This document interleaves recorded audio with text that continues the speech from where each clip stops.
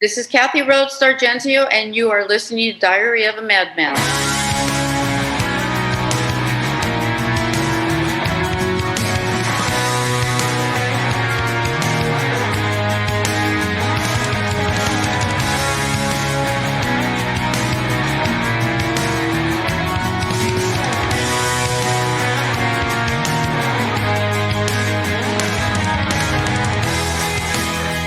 Hello, and welcome back to Diary of the Madman, the ultimate Ozzy Osbourne podcast, where we discuss all things Ozzy and all things Ozzy related. I am Josh Crum, and with me, as always, is Mr. Dan Drago. How's it going, Dan? Doing good, man. How you doing? I'm doing good, man. I'm excited about this topic today. You and I are both Randy Rhoads fanatics, so it's exciting to finally get to talk a little more Randy Rhoads on the show. Absolutely. You know, we haven't talked a lot of Randy. My buddies have been telling me we've been talking a lot of Osmosis on the show, but of course we are because we're diehard Ozzy fans. But I'm super excited to really dive into Randy's career and talk about his impact, not only on Ozzy, but on you and I, Josh. Yeah, absolutely. And we have talked a lot of Osmosis. We gladly admit that we love Osmosis. But above all, we are Randy Rhoads fans more than anything. We haven't spoke a lot of Randy Rhoads purposely because it's kind of what everyone else talks about. So Dan and I try to use the angles that other people don't use in any discussion online. And I think so far it's been successful for us, but at the same time, it's also time to talk a little more Randy Rhoads. And I think this episode today is going to be a little bit different for most of the listeners than usual, because really we have a topic that we're going to hit on later in the show other than Randy, a more narrow topic. But typically, we're just going to have a conversation today. We just want to talk some Randy Rhoads, man. I think that's a great point. We have purposely not really talked about Randy because let's be honest, Randy's my favorite guitar player. Randy's your favorite guitar player. We could talk Randy for days, every episode. But we wanted to make it the time is right. And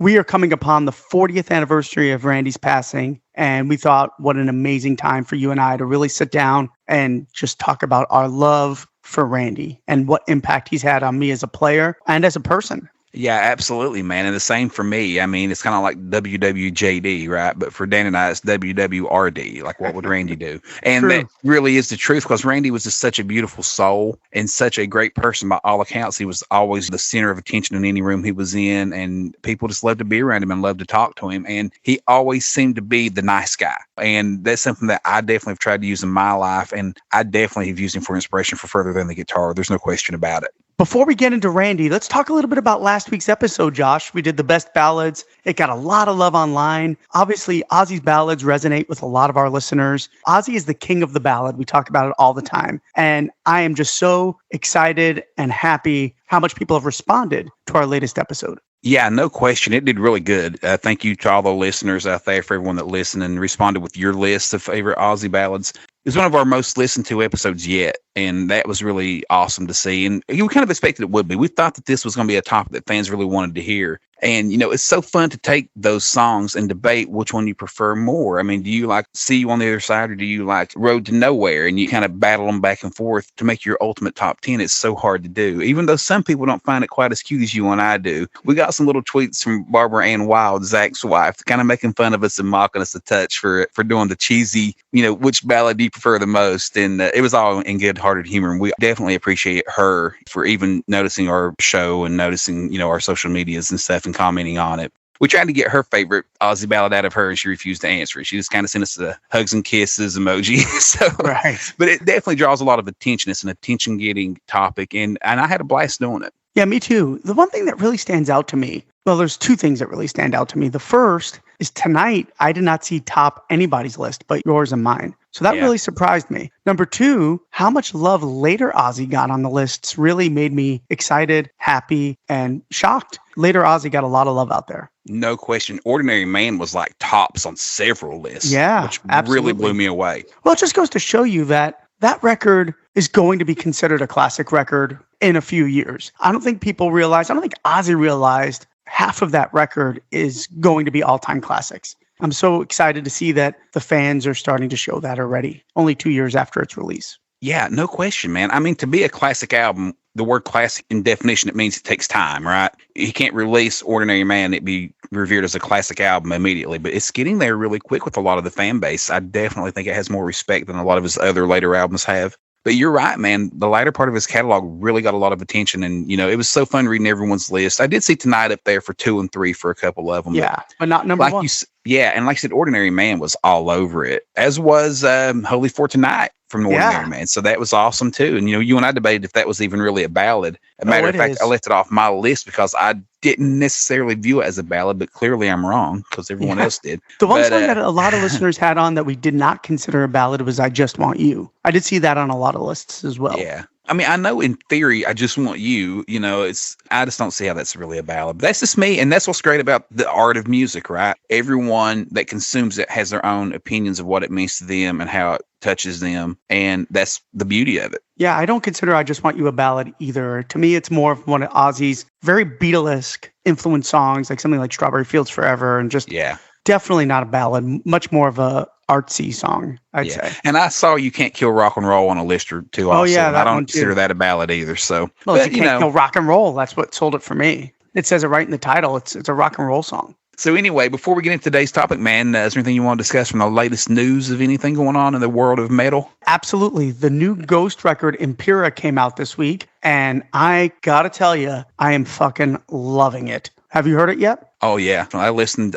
Friday morning after it came out, and I love it, man. You and Ryan are all about this shit, And we're all over it for sure. Hey, kudos to you guys. That's great. I love it, too. I've kind of been on a Judas Priest kick ever since I listened to your Judas Priest episode. Nice. If you haven't listened to that yet, Dan was on the Metal Gods podcast last week discussing some classic Judas Priest with those guys. And ever since then, I've been kind of a Judas Priest kick, which is always awesome. And they're going to be in my neck of the woods here in like a week or so. I'm going to go to the concert. And I've seen them once, like back in 2004, but overdue to go see them again. You definitely need to do that. I think I've seen them 8 times. I missed them last week. They were here, but kind of bummed I didn't get to go. But I'm glad you're getting to go see them. Yeah, I'm definitely excited about it. But yeah, the new Ghost has been awesome. I've listened to it through, I think, 3 times. I definitely enjoy it. I'm probably in the teens. I've probably listened to it about 15 times since it's come out. And I can't get enough of it. I think there's so many things going for it. First of all, there's 12 tracks on it, but 3 of them are intros or just small, quick instrumentals. So there's really only 9 songs to digest. And it's something that I'm always going to harp on, excluding my favorite artist, a la Ozzy. I think most bands should only release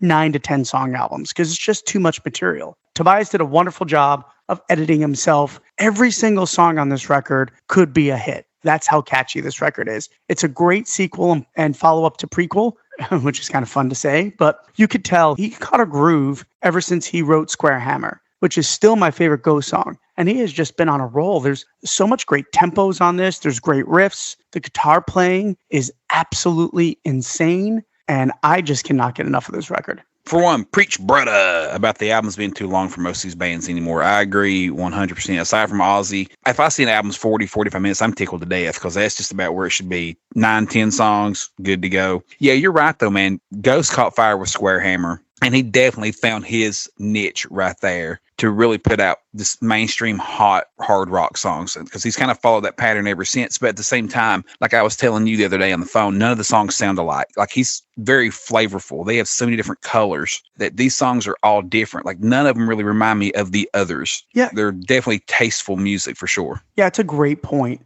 I would have to say that I think that's what makes Ghost very accessible is you can have a song like Call Me Little Sunshine, which kind of sounds a little bit like classic Ghost, to something like Kassarion or Spillways, just completely different songs. I would say if you guys have not heard Watcher in the Sky, it is a metal classic. I cannot get enough of it. It's my favorite song on the record. And the other one is Respite on the Spitalfields, which is an amazing record about Jack the Ripper, but it's got so much emotion. It's what I would consider like an Ozzy epic. It goes in so many different directions. And 2 clearly amazing tracks that will be on my top list of the year. Spillways is one that caught me immediately also. I really like that one a whole lot. But it's like you said, man, it's all just so good. The production levels is through the roof. The guitars sound so good. I just think they got a thing going right now, man, that no one's close to at this point in new metal. And I love it. I love what they're doing. And I can't wait to go see them in concert again or to see what the next album has to bring. Because it's like it keeps growing and building into this bigger and bigger thing. Kind of like it's supposed to do. You know what I mean? Like anymore, it's like this new artist comes up, they have a few hits. And after that, they're just the rest of their career, they're living off those old hits and whatever. Like Ghost keeps on building to the aura of what they're doing. It just keeps growing and growing. And it's exciting, man. Yeah, no question. And hats off to Frederick Ackerson. He's the guitar player in Opeth. He also has played with Tiamat when they were touring back for Wild Honey. he is a great guitar player, and he adds so much metal to this record. And that's kind of what I wanted to talk about a little bit today, which is, why does Ghost get shit on for not being a metal band? Because I complain a lot to you about how I feel like a lot of metal fans are very close-minded. You know, you and I are not like that. A lot of our listeners are not like that. But if it's not death metal and it's not, you know, they don't consider it metal. Or if it's not Iron Maiden, it's not metal. But the beauty about metal, man, is it has so many different attributes to it. You can have bands that are completely different spectrums, but they're both considered metal. And to judge if something is metal is not to ask the metal fan. And this is something I'm always going to harp on. You ask the non-metal fan, and they'll tell you if it's metal or not. Does that make sense? Like, I'll play the riff of Watcher in the Sky to my wife, and she'd be like, oh, that's a metal song. Because she's not a metal fan. She knows what she would consider metal. And that's how you have to tell. If you're listening to Obituary and Death and Deicide all day, well, then, of course, Ghost isn't going to sound metal to you. But your genre and your direction of metal is very narrow. You know what I mean? Absolutely, man. It's all these subgenres that they want to do in hard rock and metal. I don't know why. Like post-hardcore and hardcore and all this. It's like, does country have that? Is country like, this is bro country, this is post-bro country? Like, only metal does that shit. Right. And they want to subcategorize everything so bad. And if you're into this one, you can't be into the other, or else you're a poser. Not to mention the fact that almost all metal fans, I'm not in that boat and you're not, and I hope a lot more aren't than I realize, but they eat the rich, man. Like, they hate when a band gets success. Oh, big time. You know, they fucking hate it, you know, and it's kind of why Ozzy gets a lot of shit, and Metallica and Ghost now. Avenged Sevenfold is a great example. Once a band gets a certain level of stardom, like, the fans want to turn on them because they want them to, I mean, like, they always want them to be their little puppet that it's theirs and the rest of the world don't know about it. But then once the rest of the world starts finding out, they can't enjoy it the way they used to. That is a fantastic point. And let me be clear, I love death metal. This is not a rip on other genres of metal. But all I'm saying is that that's not the only thing that characterizes what a metal song is. Yeah. I think it's wonderful that Tobias is bringing melody back to metal. And I think a lot of that is what's been missing. Why are you and I such big Ozzy fans? Melody. And Tobias has it in spades. There's so much melody going on, not only in the vocals, but also in the instrumentation. And that's what really, for me, as I get older, is my favorite part of metal, is great melodies. And I'm just so glad that this record is just chock full of them. That even speaks to today's topic with Randy Rhoads and the guitar solos, that they're so melodic in their self. I mean, there's, like we said before, they're songs inside of a song, they're composition inside of a composition, the melodies of the music and the lyrics. But yeah, Ghost does it in spades, like you said. There's no question about it. I think the one thing that fans want to rip on, not fans of the band, but fans of metal, is, you know, they have this scary look, but the music isn't scary. Well, Kiss had a scary look also, and then they would open up with Deuce every night. Get up and get your grandma out of here, right? I mean, it's the same damn thing, but we all love Kiss. So it's like, you know, it's just, they have a cool look, and it just is what it is. It's a cool look. Their stages are fucking the best thing since Diary of a Madman, right? Yeah. And they're just fucking cool, man. They're a cool looking band. They have a good sound. They're not overly heavy, but they're still a heavy metal band. And it's like you said, if your wife hears that, it's a heavy metal band. The same way I was in the car today, and I had the satellite radio on, and we were listening to my free trial still going on, by the way, for all the listeners. And we were listening to Hair Nation, and I think it was playing Trickster, One in a Million. And my little girl said, I hate hard rock music. And I just thought, shit, really? Like Trickster, One in a Million, you know? But that just goes to show you that to the general public, it's all hard rock, heavy metal. It doesn't have to be so subcategorized. Yeah, it's a great point. You know, I do got to state off the record, my buddy Casey texted me the other day, and his daughter, who's very young, was in the car with him, and Maybe I'm Amazed came on, and she said, oh my gosh, Daddy, that is beautiful. And I just got to say, and I know I'm always on my Beatles kick, but for a young girl who's, you know, not even in school yet, to realize how beautiful a piece of music is, just goes to show you how fucking geniuses those guys are. Yeah, no question. So let me just throw in the small Ozzy connection here to the Ghost record, which is the artwork is fucking amazing. I mean, Ghost has amazing artwork, and Impera might be their best yet, but they have the Pope Emeritus on the cover, and he's totally doing the Aleister Crowley pose in the picture. So I just had to throw that out there, you know, a little Mr. Crowley nod on the cover. Or is it Mr. Crowley? It's Mr. Crowley. Get the fuck out of here. Crowley. My drummer and one of my best friends is Andy Crowley. If you're listening, buddy, he's a supporter of the show. So he pronounces it Crowley. Speaking of supporters of the show, I want to bring up our man Dan Cushney, who's been a big-time listener from the start and very good to reach out to us on our social media accounts and discuss the shows with us and other topics. He was messaging me today about the new video for Youngblood, which featured Ozzy Osbourne in the video for the song The Funeral. And he and I had a long conversation about it. And Dan, I know you've had time to soak this one up now. What'd you think about it? I actually don't mind the song. You know, I'm sure I'm going to get roasted for this as well, but I'd much rather listen to something like Youngblood with that pop punk vibe than all that rap out there. I just, there's no melody in that, so it just does not appeal to me. I thought the song was good. The video was okay. I don't like when they try to make Ozzy a comedian too much in the public eye. It reminds me too much of the Osbournes. So that was a little bit annoying to me. But most importantly, he's out there, he's doing something, and that's all that matters. Yeah, the video did have kind of an Osbourne Super Bowl commercial vibe to it, didn't it? Yeah, big time. But always excellent to see Ozzy in anything. We've seen so little and heard so little from him for the past 3 or 4 months. So just visually seeing him on the screen meant so much. I mean, he did look a little frail. His posture looked awful. I didn't really care for the makeup. I thought it was a little bit overdone. But at the same time, it was fun and it was great to see him. I'm like you, man. I liked the song. I thought it was catchy as shit. And it really reminded me of an old school Billy Idol kind of feel to it on the verses. And I really enjoyed that. Yeah, you told me that right out of the gate. You got to watch it before I did. And it does have a Billy Idol vibe, which was great. I loved it. Yeah. I do have to say, Ozzy's makeup job was pretty bad, and it made him look older. I hate to say that, but God, to me, he looked really, really old in this one. Yeah. But, the one thing about it is, I guess, as Ozzy diehards, now this is where we start dissecting things, right? And this is what Mr. Cushney and I were discussing before I got on the phone with Mr. Drago here. All these Dans are fucking driving me mad. But anyway, what is the bigger picture of Ozzy being in this music video? He obviously isn't on the track, The Funeral. We thought maybe he's going to be on the song. He's not on the song. Is Ozzy potentially on the album when it drops for Youngblood? Is Youngblood potentially on Ozzy's album when it drops? Or is it maybe nothing? Who knows? But it's like me and Dan Cushney was discussing in our conversation earlier. You don't just get Ozzy Osbourne on your music video on a whim. Like, that's a hard fucking get, man. Like, you might as well be asking for fucking, like, President fucking Biden to come down and do it or what the fuck ever, right? I mean, it's just so fucking, you just don't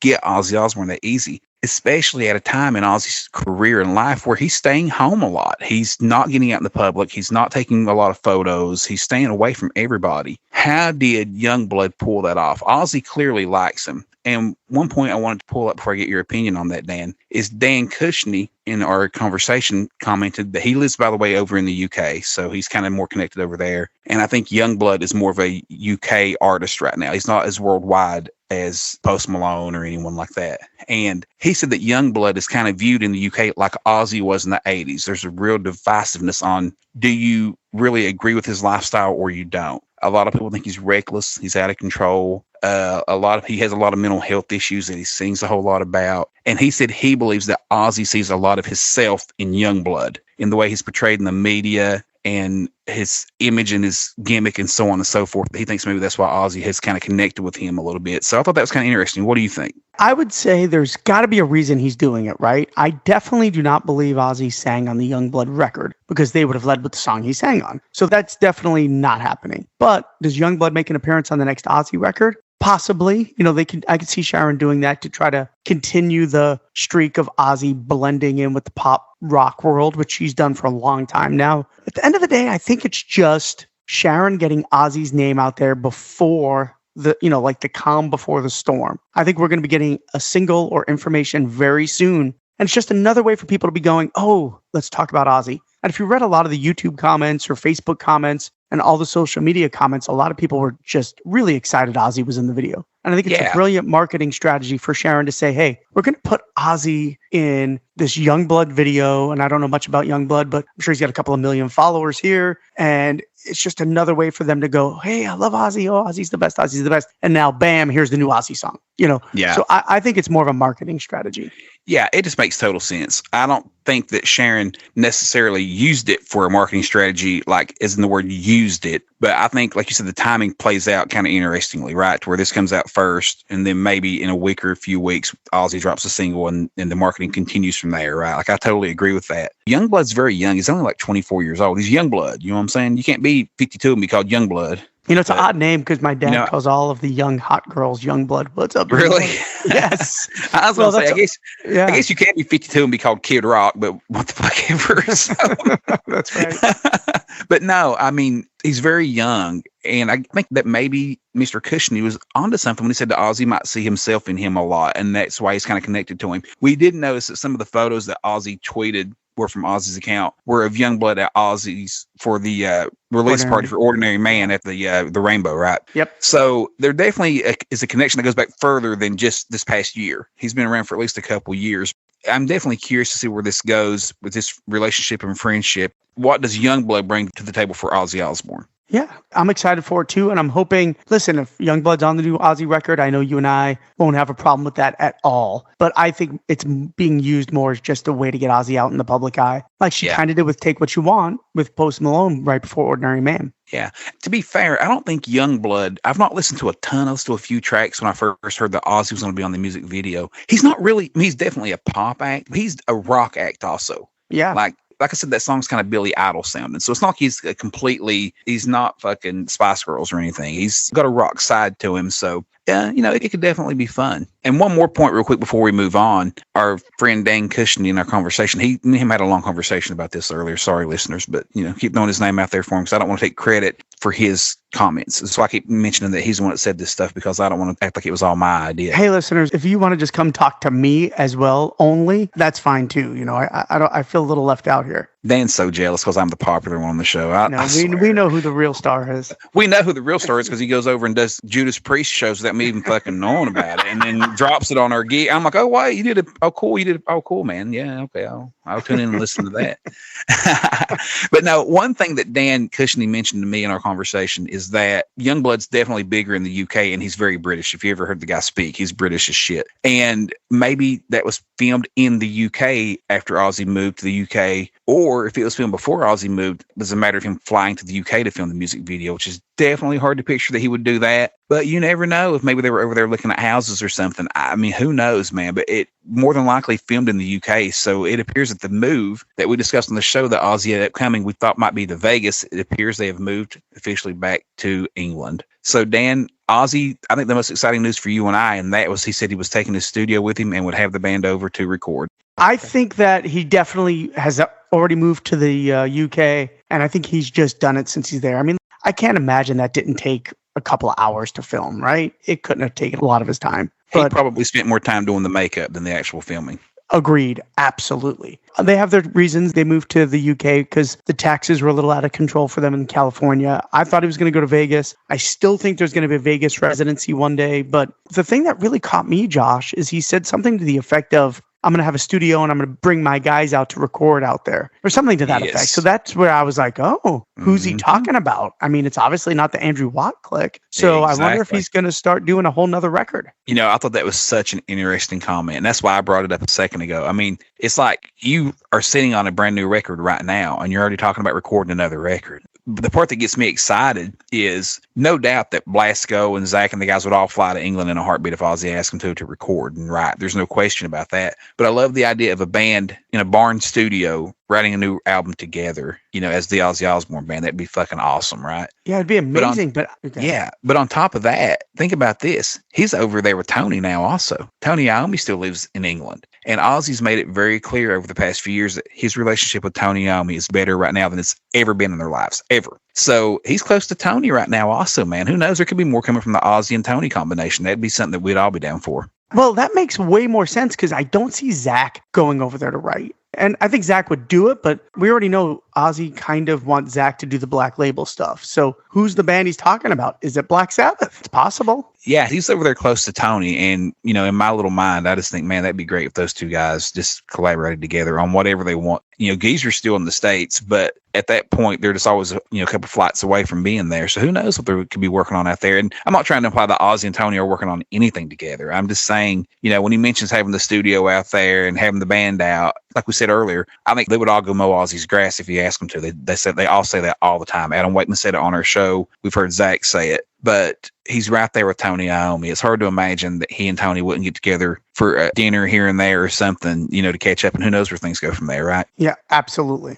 All right. So that said, that brings us on to today's topic, which is Mr. Randy Rhoads. Dan, I know I speak for both of us when I say that Randy Rhoads changed my life. I'm sure he changed your life. And I cannot believe we're already sitting on a 40th anniversary of his passing. It's just so unreal. I was only 2 years old when he passed, so I didn't know of Randy Rhoads yet. But it's so funny. When I got into my Randy fandom, it was around 1992, 93, and Randy had been gone for about 10 years. And in my world, that was a lifetime, right? Like he'd been gone forever. And Tribute comes out 5 years after he passes. And it's like, whoa, they waited a whole 5 years. You look back now, that was nothing, right? It's a blink of an eye. Like 10 years, 5 years, nothing. And it's hard to believe now we're looking at 40 years, man. You were actually a Randy Rhoads fan when he passed, and you were already familiar with Randy. Do you care to tell us a little bit what it was like for you as a Randy fan and an Ozzy fan when that happened? Absolutely. So I got into Ozzy right about 1981, right after Diary came out. So late 81, I was still pretty young, but like we've talked about, I had an older brother that was really into hard rock, heavy metal, and was bringing home all these great records. And I just really, for some reason, just really gravitated towards Blizzard and Diary. And that was, of course, Ozzy, but it was also a huge part of Randy Rhoads. I was not playing guitar yet, but I was just obsessed with his guitar playing. I mean, I had never heard anything like Revelation Mother Earth or Diary of a Madman or any of these long epic compositions, and his guitar solos were mind-blowing. So my brother got to see him live here in Phoenix. I think it was January 1st, 1982, January 2nd, 1982, something like that. And even though I didn't get to see him, I kind of lived that experience through my brother, because even my brother was like, oh my God, Randy Rhoads is a god live. This kid is amazing. Not kid, but at the time, even my brother could tell and the audience could tell Randy was just something special. So I was already big into Ozzy, and I remember that night like it was yesterday. I'd gotten home from somewhere. I don't know if I was out playing basketball, or I just remember coming home and my dad had told me, hey, Danny, I just heard on the news that singer you love just died in a plane crash. And he originally told me Ozzy had died in the plane crash. And I was like, what? And then you didn't have internet back then, so I couldn't really find any information. So I was glued to the news. And then finally word came out that it was Randy that passed. And I was devastated, man, because I just knew Randy had so much to offer, and he was just 25 years old. I mean, even though I was a young kid, he was still a young icon to me as a young, maturing kid that was about ready to be a teenager. And it was just such a huge loss. And the way he died was just so tragic, man. And I just remember it like yesterday, and I followed along to as many news stories as I could, but definitely heartbreaking. Yeah, it's crazy, man. And I, growing up, I remember watching the movie La Bamba, the story of Richie Valens, and he passed away in the plane crash, and he always had a fear of flying, and Randy had a fear of flying. So, we're kind of starting at the end and working backwards, I suppose. We didn't really intend to do this, and just so weird that he would go out that way. And then, of course, Stevie Ray Vaughan went out in a plane crash, and Leonard Skinner. It was so common back then, but at the same time so tragic, because it's one of the craziest things that could ever happen. Statistically, the odds of dying in a car crash are way higher, right? I never knew Randy as anything but a shining light who had passed away too soon. He was already gone for 10 years, like I said, when I got into my fandom. But the same as you, man, when I started listening to Ozzy Osbourne, I'd mentioned on the show several times I'd heard Iron Man and then Crazy Train and NIB. Those were kind of the three that I knew early on. Crazy Train changed my life. That's why, even though I do understand the Burnout Factory, it will forever be the number one song in my heart, because it changed my life forever. I wouldn't be doing a podcast right now. Completely changed everything when I heard that guitar riff in Crazy Train, man. And I was just bewildered that someone could play that thing. It's like, how the fuck is he playing that lick? Realistically, it's very simple to play once you start playing guitar, right. But it's not easy to write. And it was just so fucking cool, man. And nothing had ever sounded like that to me. And all I knew was that this guy was taken way too soon. And I went back and started buying all the old albums. And I started with Tribute. And I remember I seen that I had Iron Man on it. And I knew Children of the Grave. I had heard that one before. And it had Crazy Train. So I was like, okay, I'll buy this one. And I went home and put it on. And I cleaned my room listening to it. And I was kind of like, I just remember kind of being like, fuck, man, like that was really good. Like it caught me instantly, like how good the whole damn thing was. I was disappointed that it was live. I didn't realize it was live when I bought it. And I remember when I got home and the crowd noise started, and I was kind of like, fuck, it's live, like, ugh. And I played it again and was continuing to clean my room. My room was messy as shit. So it took me a while to clean my room, And dude, that CD stayed in my CD player for fucking ever. Like I truly can't and I don't want to be one of those people that says shit that's like, oh, it's unrealistic. No, like it stayed in my player for fucking ever. And I had to buy another CD at one point because the rotations of the CD around the CD spin thing, almost like a record, it wore the CD, which is a really hard thing to do. I still have it. I could actually snap a picture and show people. Like it's just, it was so worn, but I just couldn't believe what I was hearing. So I started with tribute, and then I worked back to the studio albums. But kind of like you said, when I think about Ozzy Osbourne, there's 3 phases, really 4, but I'm going to say 3. You have your Black Sabbath, you have Blizzard of Oz, then you have solo, everything else. You know, in a way, you could say the No More Tears era with Zach and Randy Castillo. That kind of was definitely a phase that was solid as far as a group goes, right? But the Blizzard of Oz was definitely its own thing. And when Dan and I even discuss things sometimes, like between us, we're like, okay, if we're doing top Ozzy, whatever, top Ozzy drummers of all time. Okay, that's a great example. So if Dan and I are discussing top Ozzy drummers of all time, we already know you leave Lee Kerslake out. It's like leaving out Bill Ward because he's above being in the list. And it's not that he's a better drummer than, say, Tommy Aldridge or Randy. It's not that. It's just that those albums are so untouchable that like nothing compares to those records. They're just their own thing. And they will forever be that. As a matter of fact, with time, instead of getting old, they're getting more and more classic and more prestige as time wears on. I mean, there's no bad tracks on either album. And then continuing to work backwards after I got to know Blizzard and Diary and finally got, very familiar with those tracks.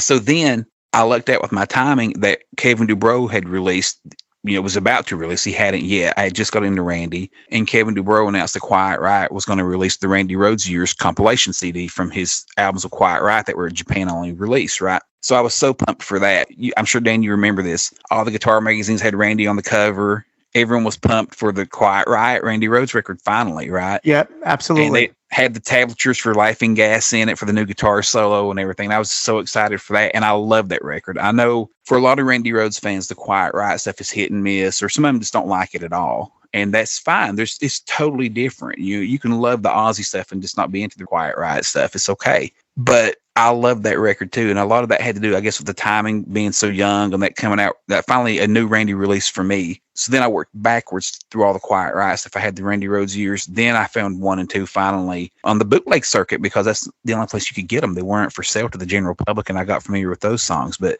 yeah, man, Randy Rhoads just done so much for me in my life. I mean, I'm excited to be on here talking about him today because truly this is a more personal episode than what we typically try to do. Yeah, no question. And I want to jump back on the tribute thing. So obviously I was already way into Ozzy by that point, and he was already my favorite artist. And I remember, when Tribute was going to be released, and super excited. I bought the original vinyl, and I'd have to say that was my gateway to being a guitar player. I had the Hal Leonard tablature book, and I literally lived in my bedroom to learn every single note that Randy Rhoads played. And the weird thing is, I have never felt like that about another guitar player. I love to play Sabbath and I love to play with Iommi stuff, but it's just different with Randy. I wanted to learn every technique, every scale he was using, every little riff and rhythm. He's just such a diverse player that it really just transformed my life. Like hours and hours I sat in my room where I basically just tried to learn Tribute front to back. And it was Tribute. It was not Diary and Blizzard. I went back and played along with those as well, but really it was the Tribute record that really inspired me from a guitar playing standpoint. Yeah, no question, man. And I got to say, we joke all the time that we share a brain. Same story for me, dude. If you could ask my mom and dad, my brother, they would tell you I sat on my fucking bed, Indian style, with that guitar in my hands, a little Epiphone SG, the G400, and studied that fucking book like I was going to college, man. And just the Randy Rhoads Tribute tablature book, Hal Leonard, and tried to learn I did learn every track to some extent. I can't play the songs the way Randy could, of course, but yeah, of course not. It was just fucking mesmerizing, man. And that was my intro to guitar also. Like I would bang on one and fuck around, but I could never really play. And once I learned that Crazy Train riff, that was the main thing I got it for. I wanted to learn the Crazy Train riff. And I taught myself that, reading the book, of course. And it never ended. I had to learn all those things. And then, like you said, I later found the other Hal Leonard book, which is just the Ozzy Osbourne songbook. I want to say it's called something like that. But it had the Diary of a Madman tracks in it. You could learn those also, and a couple of tracks from Blizzard of Oz. But yeah, I was the exact same story, man. And I would venture to guess that a lot of our listeners have the same story also with, starting guitar by sitting down with the Tribute album and that tablature book and just trying to learn every lick on it, man. And the thing about Randy Rhoads that I've always found so interesting, and there's very few players like this. I'm going to put Stevie Ray Vaughan in there. they never play the song the same way twice, right? Like Randy never played the song the same way twice. You can listen to 10 bootlegs and there's different feels in every fucking one of them for the same song. And I always loved his little feels. And if you are not a guitar player and you don't know what a feel is, a feel is like a great example is I don't know. So, typically it's just dun da da da da da da da da da da da da da da da da da da da. Then right there, Randy would and he would change it every time, right? That's the easy one to reference for any listener that would know what we're talking about. That's the feel. And they're typically improvised, at least for Randy Rhoads, because he was just always doing different ones, man, and just always experimenting with different ways of playing those songs. And they were so good on tribute that they've become staples in Ozzy's live show to this day with every guitar player he's got. They all do a lot of Randy's feels on those songs live to this day when they play them. That's a great point. I mean, listen to songs like even Little Dolls, which doesn't get a lot of love, not talked about a lot, but he plays that riff, dun and dun dun. And every time he plays it, he plays a different little fill that just adds so much spice to that song. Yeah. Just every time it's a little bit different. It's so goddamn cool. And that's what's cool because he would triple track his guitars. It's well known. We'll throw some of this out there for some listeners, but Randy would triple track his guitars. He would play them through 3 times. But each time he would play it identically the same, except for different feels and shit. So it goes back to what I was saying about never playing things the same way twice. Right.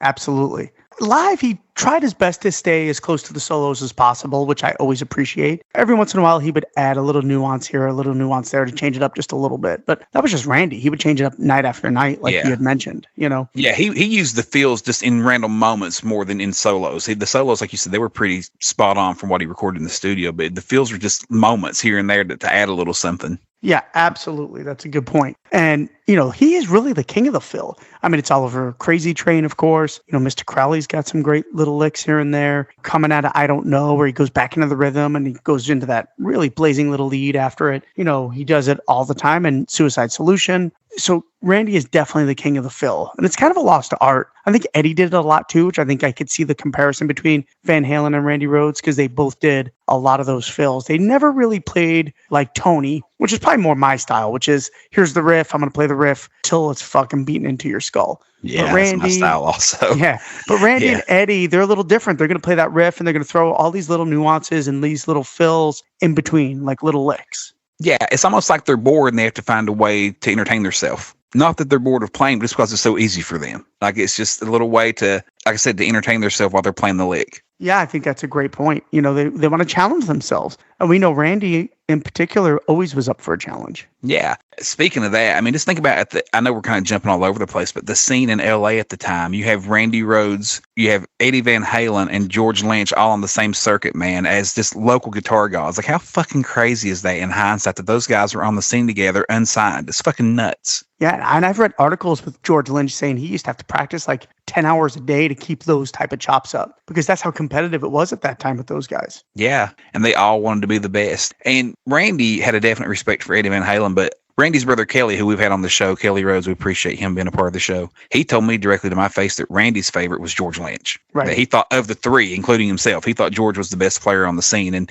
Randy was just too humble to pick himself. I think that we all know that already. Yeah, no question. Let's be honest. We're never going to run into a group of guitar players that we did in the late 70s that were really beginning that scene. You can never replicate Eddie Van Halen, Randy Rhoads, and George Lynch ever again. I mean, it's crazy. It's crazy to think about those 3 guys. You could go out to any of those clubs in LA on a given night and see 3 of the best guitar players to ever walk the face of the earth. And let's be clear, those guys didn't like move to town for the scene. They grew up there. Like those were LA guys from the area. Like Eddie moved over when he was like, 7 years old, 8 years old, because his parents were from another country, right? But he still was raised in LA. I mean, they all 3 were local guys too. It's just fucking nuts. Yeah, absolutely. The thing that really moves me about Randy, and I know we're jumping all over the place, but like we talked about, this is just going to be a conversation. And what really sticks with me, and I was talking about it earlier about when I was talking to my football coaches, the fact that Randy Rhoads was the most hot guitar player on the scene. He just won Guitar World's Best New Guitar Player of 1981. And something that just always resonated with me as a young kid was the fact that he would still take guitar lessons in every town they stopped in for tour. All these guys would go out partying and drinking and doing what they do. And Randy was looking up guitar players to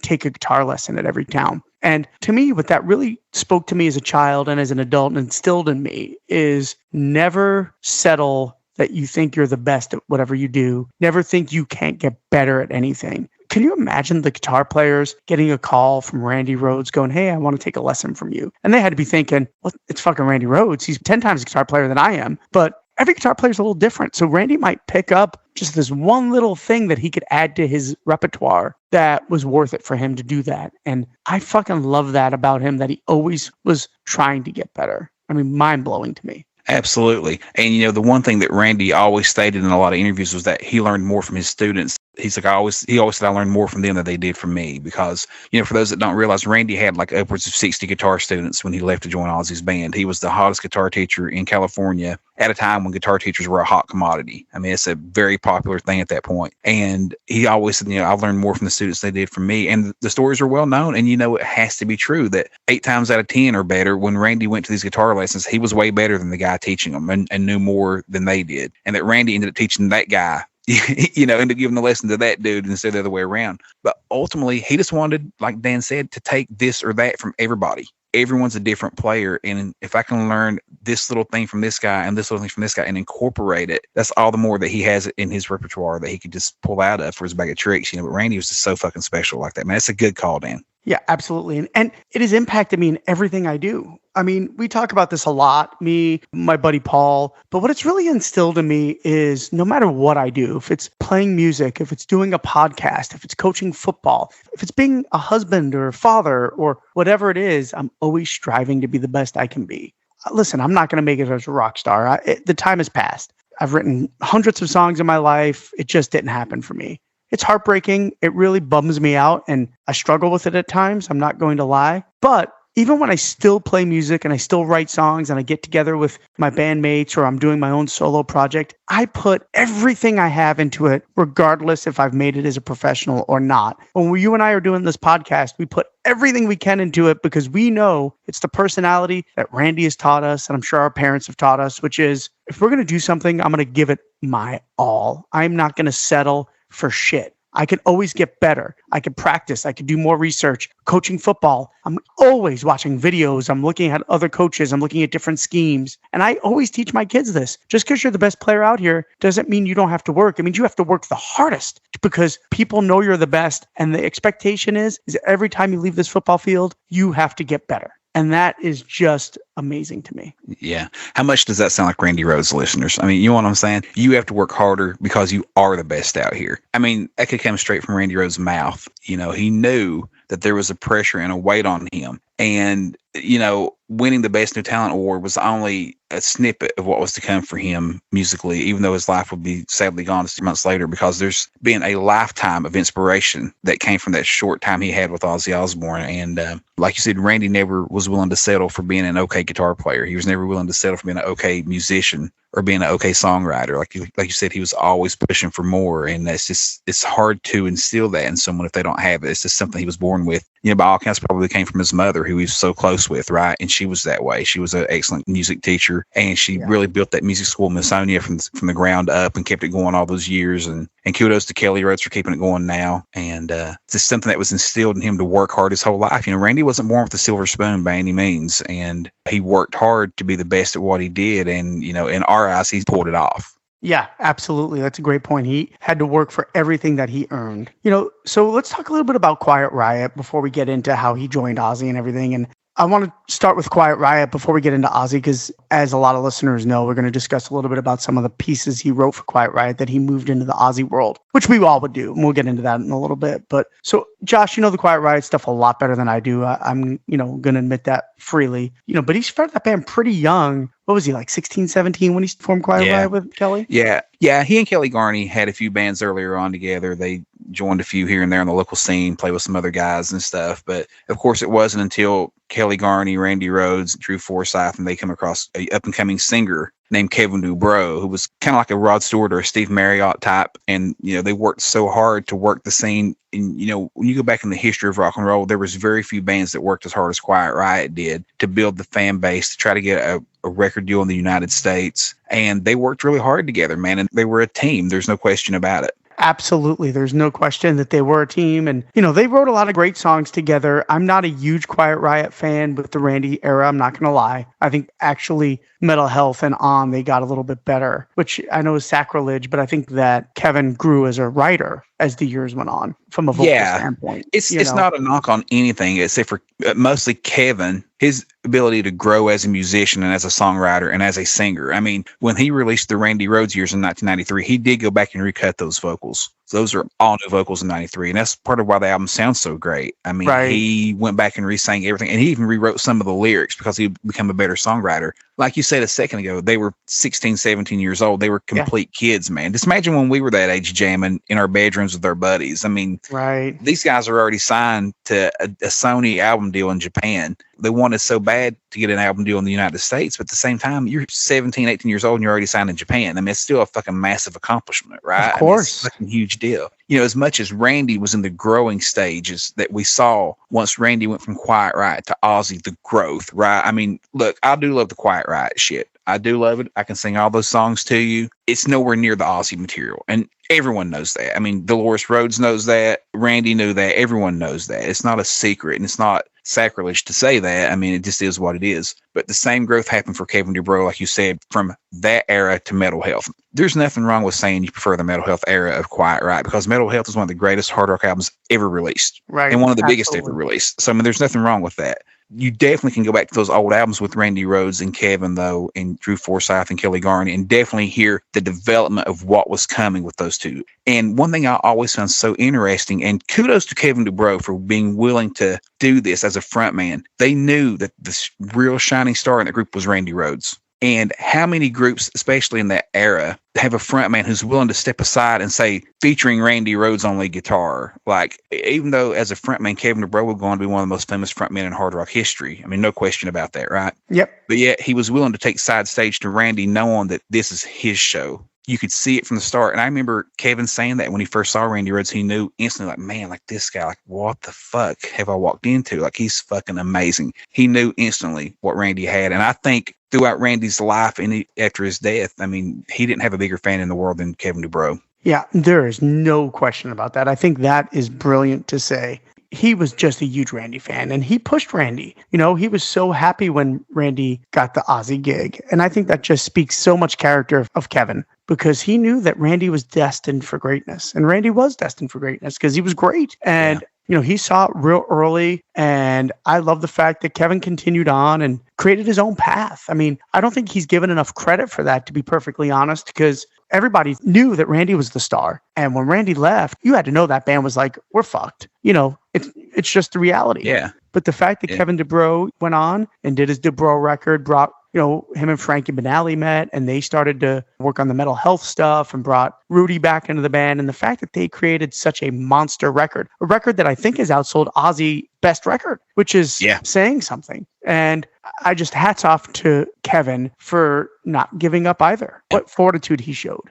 Yeah, I agree totally, man. It speaks so much about what kind of a person Kevin was and how much he really did love Randy Rhoads. Up until his passing, when Kevin passed away in 2007, I believe it was, man, it was a dark day for me, that's for sure. Kevin, I was always a big fan of Quiet Riot without Randy Rhoads. So once I found out as a young musician / music fan that this guy who I idolized, Randy Rhoads, he wrote this amazing music with Ozzy, then I found out, he founded Quiet Riot. What? Like, that blew my mind, because Metal Health was already a metal juggernaut in the world music, right? And it was like, whoa, Randy Rhoads founded Quiet Riot, but before this Metal Health record, like, what the fuck? I remember just being so mind-fucked by that idea. That just blew me away. As a young guitar player and teenager and music lover, there was a website that a friend of mine named Darren used to run called Thunderbird. And I don't know if you were ever on Thunderbird or not, Dan, but it was a Randy Rhoads forum. And Kevin DuBrow would come on there and talk Randy Rhoads with us all the time. And it was the coolest fucking thing. So, like, circling around to what I was saying a second ago, when he passed, I felt like I lost a buddy, because he would come on there and chat with us. I'm talking frequently, like a couple times a week. And if anybody had questions about Randy, they would post them. He would answer them for us. And at a time when the internet was really in its infancy and you couldn't just find anything anymore, he was so great to come on there and answer questions for us and just talk to us and give us his time. And that was so fucking cool. And I'm not trying to turn this into a Kevin DuBrow episode, but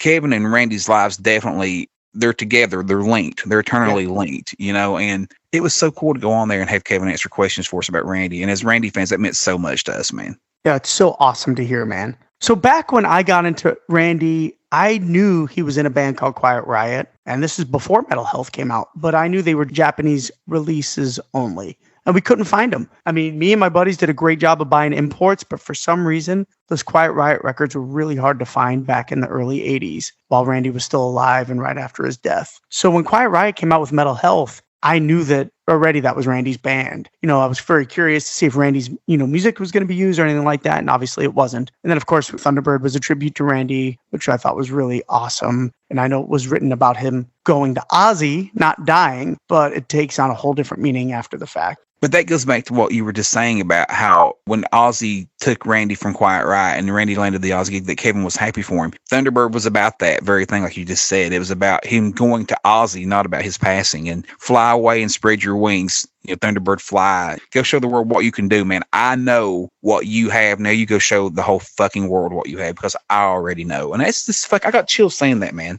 Yeah. Like, how fucking cool. I'm getting emotional. Goddamn. What the fuck? Okay. How cool. I wish I had some friends like that. I hope I do have friends like that. Dan may be one of them. I don't know. But how fucking selfless, man, to have a bandmate. If you've never been in a band, you don't understand the brotherhood of being in a group, man. Agreed. And you're trying to do this thing together. You have this dream. And in your dream, you four motherfuckers are it. And for one of those guys to get the opportunity to do something bigger, and for you to literally be so happy for that guy that you write a song for him, telling him to go do your thing, man. I'm so fucking proud of you. Like, that's the fucking greatest thing in the world, man. And I hope I have friends like that, and I hope whoever's listening to this has friends like that. And Dan, I hope you do. I hope I'm that friend for you too. Yeah, absolutely. But like, man, how fucking cool is that? And you've been in bands, dude. The minute you think you got a member considering quitting, considering going somewhere else, that feeling. You want to go rip their fucking head off, because it's a relationship. Yeah, of course. Or you get that stomach feeling. It's hard to explain, but you get nauseous and you get sick to butterflies. Your stomach, man. Yeah, butterflies in your stomach, and you're just like, oh my god, oh my god, oh my god. Yeah, absolutely. I remember being at home one day, and a man might come up there, and he's like, dude, Steve's moving, and we had a singer named Steve Dameron back then. He's like, he's moving to Florida. He's moving back to Florida. And Steve was a fucking great singer, man. He sounded like Ronnie James Dio, had this real powerful fucking vocal. And I just, like Dan said, you get those fucking knots, and you just your world's falling apart. Like, everything we've built is fucking crumbling right now. And to know that I apologize, I'm not trying to be big pussy or anything. I love it. Man, it's fucking great. But like, for Kevin to truly see the beauty in what Randy was doing, and knowing that, you know what, it failed with us, but the world's going to finally see what he can do. And I couldn't be more proud of him. That's just so fucking cool. I've never really even thought about it myself that much until saying it here on the show, like how fucking cool that really is and how great. And then to me, that almost means more than Thunderbird being about his passing. Like, if it were about his passing, it wouldn't actually be as sweet as it is for him, just being happy for him to fucking do something so great with his life, man. And it's just wonderful that he could be that kind of friend. Yeah, absolutely. And that was great, Josh. Absolutely great. So I now know when I get taken to go on a national podcast, you're going to do an episode dedicated to me. Yeah. I'm dedicating this episode to Dan, fuckhead Drago, who fucking thinks he's too good for us. All of a sudden, he wants to be on a Judas Priest podcast instead of Ozzy podcast. Get out of here. Hey, that was awesome. I'm giving Dan shit, but the episode was really good, man. Thank you. It was good. Those guys are awesome. But, it really is emotional. We've been doing bands. I've been doing bands for 30 plus years, and it is a different type of relationship. You're really married to 4 different guys or 3 different guys, depending on how many people. And, you gravitate towards certain guys. That's the key that a lot of people don't realize. I've never been in a band, and I'm sorry, I've been with a lot of musicians where I'm best friends with everybody in the fucking band. That's just a myth. It doesn't happen that way. You gravitate to 1 or 2 guys. I was very fortunate in some of my later bands where I was great friends with all of them. And I'm still great friends with all those guys, because at the end of the day, we're doing it because we love it and we love each other. And that's just a totally different thing when you're 24 years old or 15 years old and you're trying to be a rock star. It's a totally different vibe. And you just gravitate towards guys. And, obviously Randy and Kelly were really close when they started, but Randy and Kevin also really grew very, very tight during that. And it just happens. They were the main songwriters. When you write a song with somebody, it's why I, in my heart, know that Ozzy and Randy were best of buds, because you cannot form a relationship with somebody when you are writing songs together. It is a very emotional and bonding experience. And I've written with a lot of people in my life, and I still continue to want to write with people, but you're in a room or you're sitting face to face. I wrote a lot of songs on an acoustic, just face to face with the singer. And to me, that's some of the best moments of my entire life. Yeah, no question, man. And you spoke to that a second ago when Randy and Kevin developed that relationship together. And you could see it happening. As much as we kind of went on that Kevin had Randy's back, I do agree Randy had Kevin's also. Randy saw Kevin's true potential also, no question about it. And Kevin even went on the record as saying that Randy tried to teach him how to sing. Like, he knew he could sing. Like, Randy knew Kevin had this thing also. So he tried to bring it out of him, almost the way Ozzy brought it out of Randy, if that makes any sense. Because Kevin has said in several interviews that Randy really worked with him on his vocals and how to sing properly, even though Randy himself wasn't a big-time vocalist, right? But he knew what it took. The same as Ozzy isn't a guitar player, but he knew what it took to get it out of Randy. Randy did the same thing for Kevin, so no doubt that Randy viewed him in the same light. But like you said, it began with Randy and Kelly Garney, and I do think there was some jealousy there. I don't want to throw shade at Kelly Garney. He's been excellent. I've spoken with him a few times. He got my Randy Rhoads Years CD signed for me by him and Kevin Dubrow, which I'll forever be appreciative for. It's one of my favorite fucking pieces of collectibles that I have, man. And you know, he's a great person for that, and I definitely appreciate it. But they never have let the cat out of the bag on what really happened with the relationship when Kelly Garney left Quiet Riot. And of course, he was later replaced with Rudy Sarzo, as all the fans know. And Rudy ends up in Ozzy and everything else, right? But they've never really expressed what happened there that Kelly left the band. But like Dan alluded to a minute ago, you got to think that the budding relationship between Randy and Kevin Dubrow had to have a whole lot to do with that. Yeah, and obviously Randy really cared about Kevin because, you know, even when he was with Ozzy, every time he was in LA, they'd jam together, they'd play a couple of shows together, they would just hang out. So there was definitely a very, very special bond between Randy and Kevin. I spoke about it before on the show, but Kevin went to Las Vegas to see Randy one time with Ozzy. And he said they hung out the whole night together after the show. And that's when he played him the tribute, what went on to be the tribute cassette tape. It was the bootleg from Cleveland. And Kevin had a copy of that already. So in 1982, he had a bootleg recording of Randy Rhoads live that he listened to all the time. And he, you know, like I said on the episode before, he went on to Randy about how good the Children of the Grave solo was and made Randy listen to it and stuff. So, I mean, yeah, definitely a great partnership, great friendship. And it could have definitely blossomed into something bigger for those two guys also had they stayed together. But that said, when Randy goes on to Ozzy, I mean, the whole world just fucking shifted. Yeah, there's no question. And it's where I was going to just shift to. So Randy, with Quiet Riot for a couple of years, that was his band, his baby. He started the band. And that's something else people have to realize. When you start a band, you know, that's your fucking baby, man. Come to find out, Dana Strum calls him up. Ozzy's kicked out of Sabbath. And he can't find anybody. And he relentlessly calls Randy. You got to try out for Ozzy. You got to try out for Ozzy. And Randy doesn't even want to do it. It's his mother that says, hey, I think this could be an amazing opportunity for you. You have to go to the audition. It's not what you know, it's who you know. Yeah, it's not what you know. Yeah. Mm-hmm. And just making connections with people. I love it. Ozzy is, of course, drunk off his ass when Randy comes in. Randy sets up, plays literally like a warm-up, like just literally plugs in his guitar and plays like a lick, and Ozzy hires him.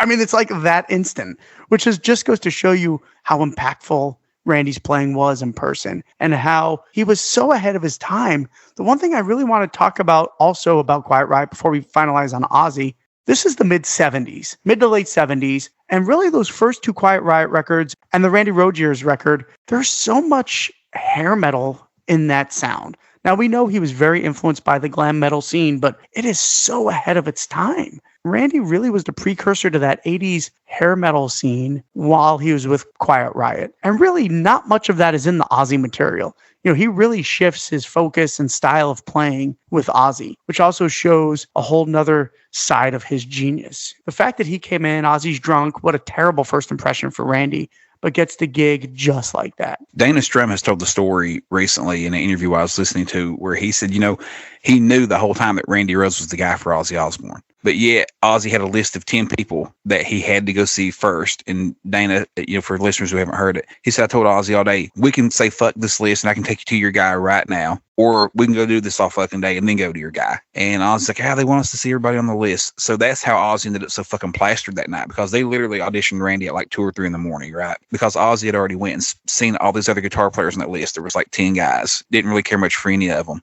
Dana Strum told the story that he said he remembered the first time he heard Randy Rhoads. He said he was at one of the clubs in LA. Could have been the Starwood, could have been, Whiskey a Go-Go. But he said that the crowd definitely loved Randy Rhoads. There was no question. Like, he was the star of the show. He said, but in my world, the bigger name was Eddie Van Halen. He was kind of the guy on the scene. And he said, I see Randy Rhoads for the first time. He said, and I was just like, fuck me. Like, this guy is better than Eddie Van Halen. Like, there's no question in my mind, this guy is better than Eddie Van Halen.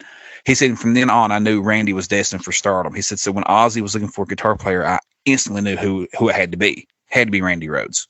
And God bless Dana Strum, man, because he's the one that put all this together for all of us. Without him, we definitely aren't here talking about this right now. There's no question about that, because he had a huge part in not only getting Ozzy to Randy, but he knew already before Ozzy was even looking for a guitar player who the best player on the fucking planet was. He knew that Randy Rhoads was special, and he saw it before a lot of other people did. So that's pretty cool. Yeah, and Randy told Rudy that he didn't even meet Ozzy on the night of his audition because he was so fucked up in the control room that it was Dana Strum who came out and told him he got the gig. So just think about how fucked up that whole situation fucking crazy. is, man. And then, it's come out, I've read somewhere over the years, I can't remember exactly if it was, Dolores Rhodes who said it in an interview or someone, when he told his mom, he's like, I got the gig. And she's like, oh, okay, good. He's like, I don't know what gig I got, but apparently I got the gig because I was told I got the gig. He said, they're supposed to call me in 4 weeks. And he said he truly never expected to be called. Like, Randy thought that was it, that they were just kind of bullshitting him. 4 weeks to the nose, they call him and say, hey, you ready to come to England, right? And he flies over to England and start working on what would be the Blizzard of Oz album. So, right. Yeah, I mean, how fucking crazy, man. What a whirlwind, right? I mean, all of a sudden, you got this gig that you're not even sure you're interested in, and you blink your eyes and you're literally in England freezing to fucking death because Randy's a Southern California guy. In one interview article I read, he said, I thought I knew what cold was, but I didn't know what cold was. Like, I didn't realize until I got to Europe, like, what cold really is, And that was actually an issue for him, a small little tidbit. He got very sick over in England. The cold weather hit him hard. He wasn't used to that at all. And of course, Sharon and they had to go out and get him some clothes and some proper jackets and things that he could wear. It's just so cold over there. Wow, man. I mean, just like that, your life has really changed. I mean, the blink of an eye can happen that quick, good or bad. Yeah, the irony is when Ozzy flew back to England, so he auditioned Randy the night before he was going to fly back. Bob and him were jamming with another guitar player back there, and it just wasn't working for Ozzy. I just think it's awesome that Ozzy would tell Bob, no, I got this guy in California. I know Bob was like, well, fuck him, bring him out. So, it's just ironic that Ozzy hired him, but went back to England and, him and Bob started working with another player. In Ozzy's heart, I think he knew that Randy was the guy. The interesting thing was, before we get off the Quiet Riot, I mean, we've clearly transitioned to the Ozzy era here, but isn't it funny when you hear the old Quiet Riot stuff? As much as you can hear Randy's comeuppance, so to speak, like you can hear him growing with those albums and becoming what he would become. He never really does a whole lot of the classical thing in Quiet Riot at all. It's very blues based. It's your basic 70s blues rock. Then when he goes on to record and write Blizzard of Oz with Bob and Ozzy, and of course Lee Curse that comes in after the album was written. But like, how amazing a shift to all of a sudden incorporate this classical style that sounded like he'd been playing it his whole fucking life, right? Like all of a sudden he's this classically trained guitar player, and the blues thing's kind of gone completely. In a sense, creates a whole new genre of guitar playing. Yeah, that's a great point. And really, it's amazing how much Ozzy impacted him as well. And of course, Bob. Bob is a genius. We all know that. And Bob had a lot of experience by that time. I mean, he's already played with Richie Blackmore and, definitely was a seasoned pro by the time they met Randy, just like Ozzy was. We talk about all the time on the show that Randy helped Ozzy understand keys and how to sing to his strengths, right? And I think that has really just elevated Ozzy from a vocal standpoint. Back in the day, we talk about this, Tony had a riff and that was the riff, and Ozzy had to sing over that riff no matter what key it was in. But Randy really had worked with Ozzy and helped him understand, hey, let's do it in this key. It'll suit your voice better. It'll be easier for you to hit those notes. And Ozzy probably didn't even understand that. To me, that was amazing. But on the other hand, I think the influence that Ozzy had on Randy was also very huge, because I think Ozzy was a wonderful advocate to let Randy know that he could do whatever he wants. You want to include classical into our music? Let's do it. You want to triple track your solos? You do it. Ozzy really gave Randy the reins to really be himself, even more so than in Quiet Riot, even though Quiet Riot was his band, because of his blending of the classical, really writing and composing those solos which were a song within a song. You said it beautifully. I've always said that about Randy's work with Ozzy, which is those songs are great, but then you take a look at the solos, they're just another song within a song. And you Absolutely. can really hear the elevation of Randy as a player. In my opinion, from Quiet Riot to Blizzard is a big step. And then he was even getting better with Diary. It's just awesome to see that this young man who died at 25 was getting better every single year of his life. And I think him and Ozzy were the perfect combination. Yeah, no question. I think the first time I heard that a song within a song was Zakk Wylde said that on that 30th anniversary DVD. And it instantly was like, yes, like that's so it. The solos he would put in the songs were their own thing. Yeah. They're so fucking magical, man. But yeah, he just continued to grow so quickly. You know, there's actually written music from Randy Rhoads that no one can transcribe. Did you know that? Are you familiar with that at all? No, I'm not. So they have music that Randy had written, classical pieces. They gave them to Dolores Rose to see if she could decipher them, and she couldn't. She tried. There's written music from Randy Rhoads out there somewhere on paper that no one will ever understand or know, because Randy could read music, but he wasn't really well versed in reading music. He wasn't efficient at it. He could do it. He could get through. The stuff that he had written on paper was kind of like it was written in Randy code, so to speak. You know what I'm saying? He knew what he was writing down, but no one else looking at it could really tell you. And they tried to see if she maybe knew what he was penning out there, and they could never quite kind of get to the bottom of it, which is really sad, because who knows? But I definitely feel like it would have been classical stuff. But, going back to the freedom that Randy had in Ozzy's band, a great example of that is D. The record label didn't really want D on that album. That wasn't something they was very interested in spending time on, an acoustic guitar solo. But Randy told Ozzy, I have this thing I'd like to put on there for my mother. And in my own words, Ozzy says if Randy fucking wants to put it on there, it's going to be on there, which is awesome, right? I mean, the record label, they are the end all be all of everything. But how cool is that? And, we all know that Blizzard of Oz was on a extremely tight budget, right? I mean, they had no money at this point.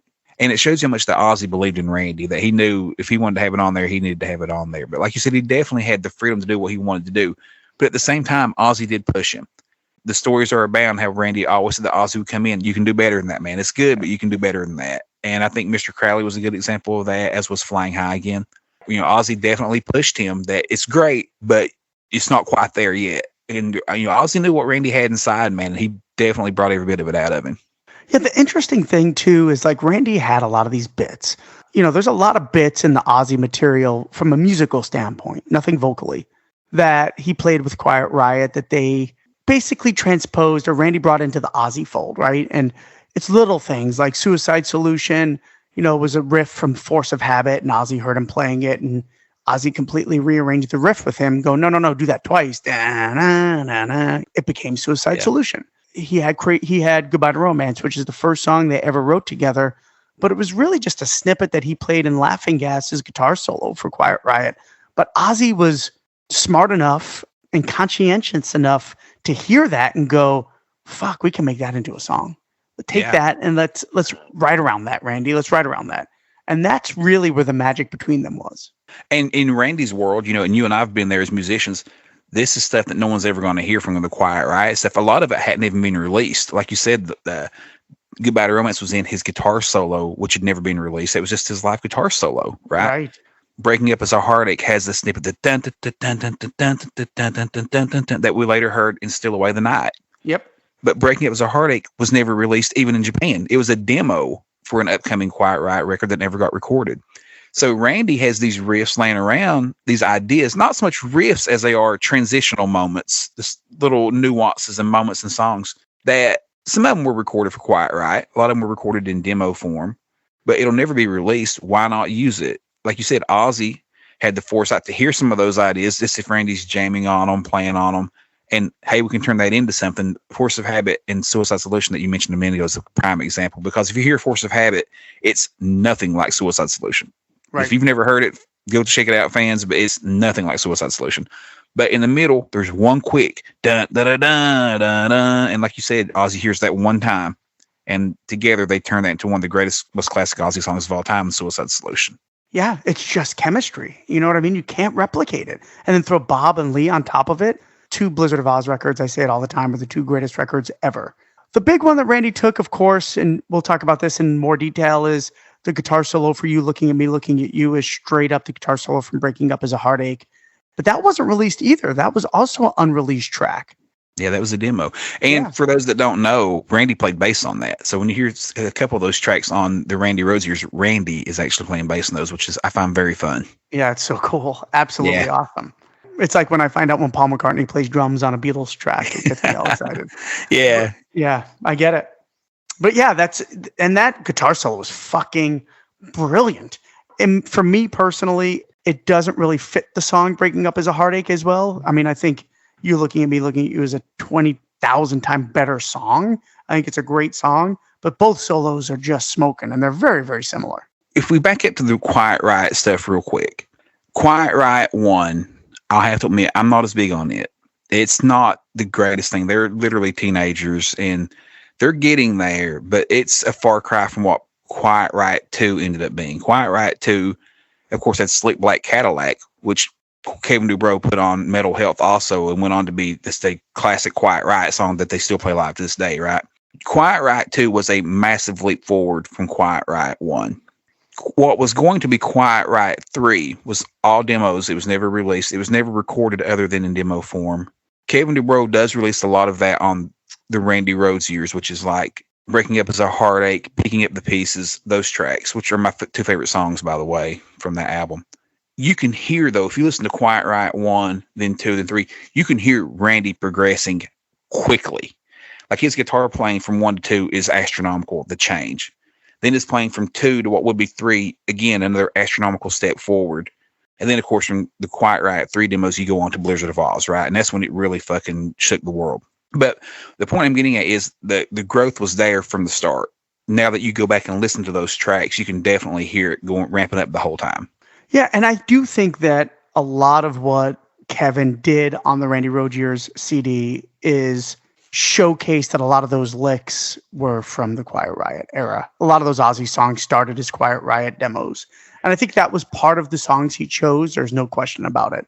And that's why he put Force of Habit on there and Breaking Up As a Heartache, so they can show and Laughing Gas, hey, a lot of those Ozzy ideas Randy had while we were even in Quiet Riot. Yeah, he even beefed that up. I mean, for one, Kevin spoke a lot about it in the interviews he did promoting that album. But like on the Laughing Gas solo, they even added during the Crazy Train section, dun dun dun dun, and Kevin added the. He added that. That wasn't there.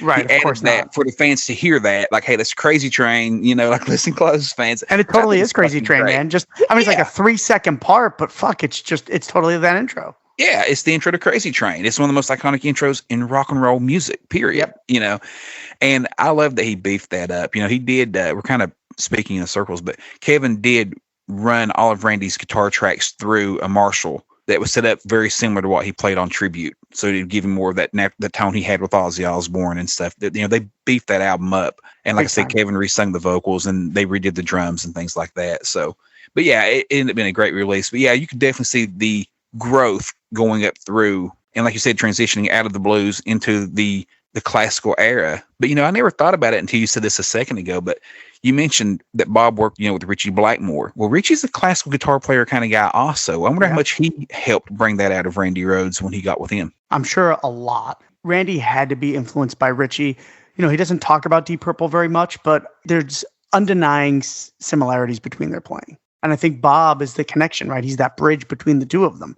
So there's no question that Bob was integral to Randy establishing his classical side and embracing it just like Ozzy was. It was the perfect storm, man. We're diehard Ozzy fans. Everybody knows that listens to the show. We understand the chemistry between Ozzy, Randy, Bob, and Lee was just a once-in-a-lifetime moment. Those four guys together just clicked unlike anything. I mean, it was really special. It was special, no question about it. So, you know, I'm looking at the track listing here for the Randy Rhoads years, and, you know, that Afterglow of Your Love, man, cover that Steve Marriott and Ronnie Lane Small Faces song, but they do it as an acoustic, and fuck me, does that not sound like a precursor to hair metal? You know, that version on there, actually, it wasn't acoustic on the original. Yeah, right. Kevin did on the re-release. Yeah, but, exactly. How cool that Randy even put 12-string guitar in the damn thing to begin with. Right. You know, I mean, it's fucking great that, you know, I think Kevin's thing wasn't, I recall him saying this, that was released in 93 and the MTV Unplugged was so popular. when he realized going back into it that Randy had laid acoustic guitar, 12-string acoustic guitar in the back of that song, he thought, how cool if I just pulled that off and used the acoustic guitar and make it an acoustic track, leave the guitar solo in there electric. And how funny that Ozzy did that years later on the 30th anniversary with Goodbye to Romance. Yeah, literally the exact same thing. Afterglow of Your Love is one of my favorite ones also. That was on Quiet Riot too. Kevin DuBrow is a massive Steve Marriott fan, so I think he worked a lot to get a similar sound to Steve Marriott, and that was definitely what he was into, and I'm sure Randy was also. Yeah, Randy, he really doesn't talk a whole lot about his influences in interviews. That was something he always kind of shied away from. Growing up, he didn't have a record player, and that's really the story he would always tell us. We didn't have a record player, and I played what I played, and the music I heard was what I was playing or what my mother was playing or my brother. I think Kelly was probably a big influence on Randy back then because Kelly was always playing in bands and stuff. And Kathy also played guitar. The names that have kind of come out of his mouth from time to time is, like Leslie West is one. Yeah, Glenn Buxton from the Alice Cooper Band is another one. Yeah, definitely. I think those are kind of his main two. Another one that I always found interesting, he never really says Mick Ronson of David Bowie a whole lot, but there is 100% no doubt that Randy Rhoads got his look from Mick Ronson of David Bowie. When I first saw a picture of Mick, I had to take a double take. It looks like Randy Rhoads standing there. I just couldn't believe it. There's no question that Mick Ronson had an influence on Randy, not only in his look, but definitely in his playing as well. But that's one thing I want to touch on also. Randy's look. Here we are. This is the 40th anniversary of his passing.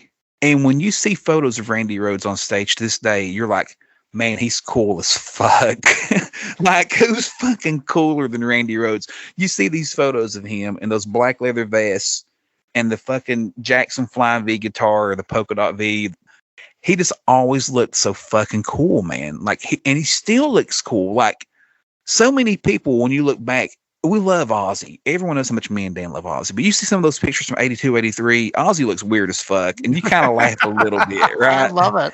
We found one of Ozzy the other day. I was busting Ryan's balls. We found one of Ozzy from 1986 where he has the mid-sized hair. It's not quite grown out yet, but it's not short. And he looked just fucking like Ryan in that photo. I was fucking dying.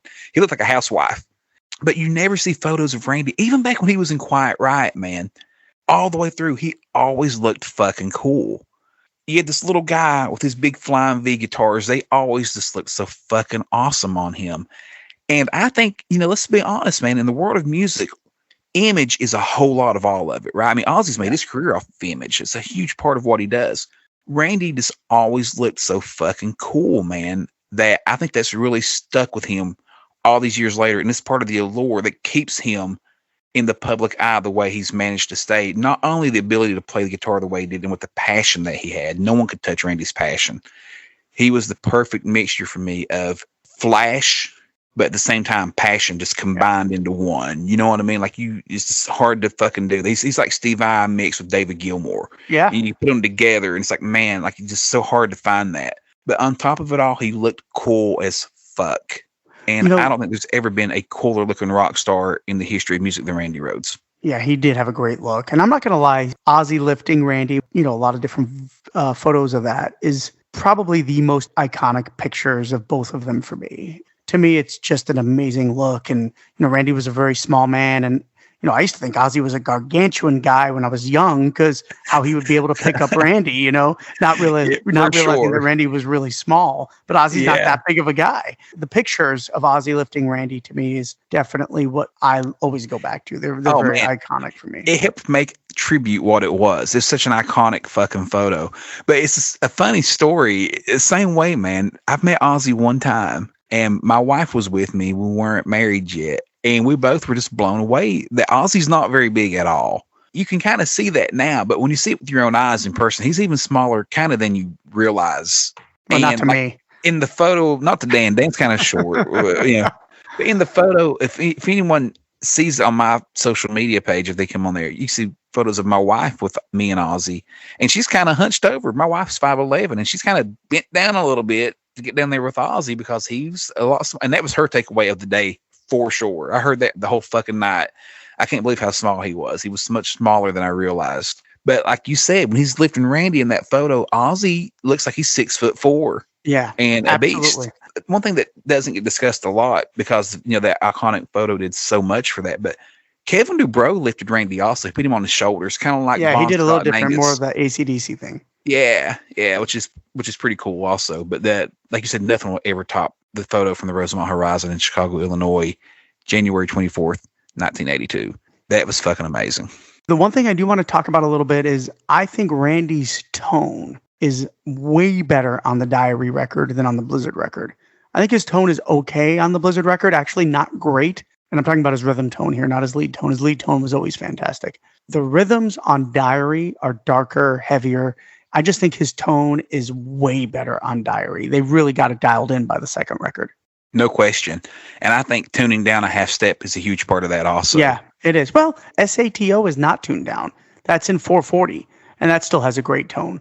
I just think they got the Marshalls dialed in for that. That record, I don't know if it was Max Norman, but they really definitely got the guitars way better on Diary of a Madman. Yeah, no doubt. You mentioned SATO. A quick moment on that one. We were discussing the Ozzy Quiet Riot parallels on there.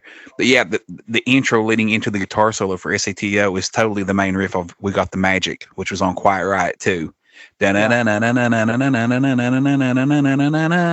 Except on SATO, he speeds it up. So fun to play. I love that. But yeah, I agree, man. The tone for Diary of a Madman is fucking perfect. I wouldn't change anything about it. He sounds fucking like a god.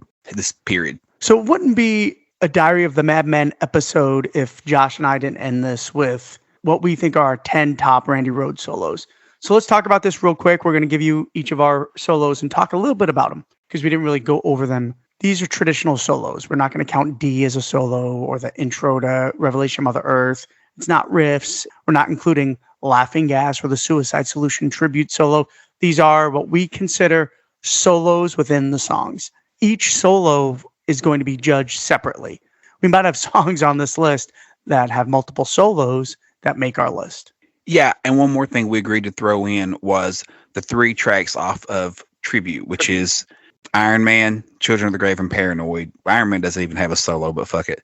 But we decided to agree to let those 3 in also because they're just so fucking iconic. And we're throwing in the Quiet Riot stuff. If you have a Quiet Riot solo that we believe might be in Randy's top 10, then it's going to be in there. As listeners, we challenge you, give us your top 10, and we would love to see if any of you have your Quiet Riot solos in the top 10. It'd be really fun to see. So definitely throw your top 10 Randy solos out there for us to check out because we really do enjoy, more than you all realize. Dan and I definitely enjoy reading those top 10 lists because it's so interesting to see how everyone's different.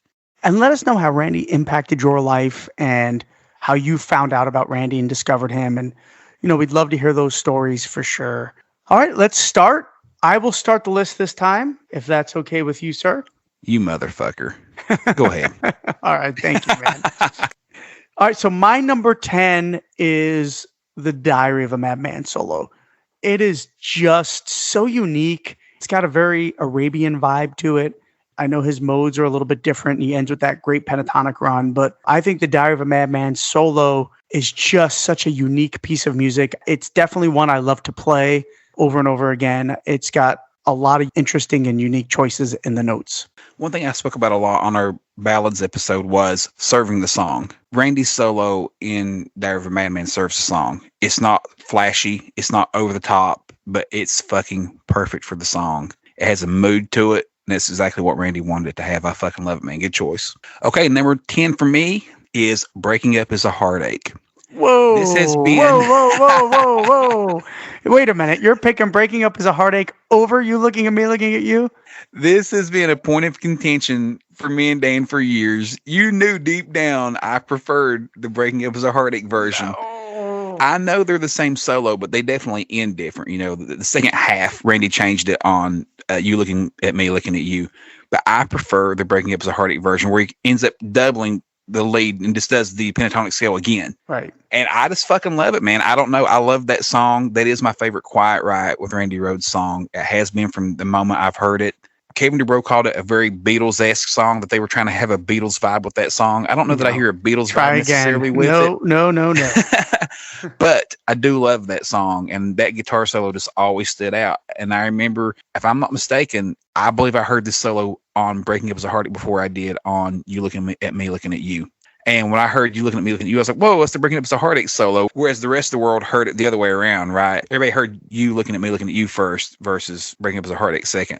Well, not necessarily, because You Looking at Me, Looking at You was not readily available. It was just the B-side of the original Crazy Train single. That's true. So it was hard to find.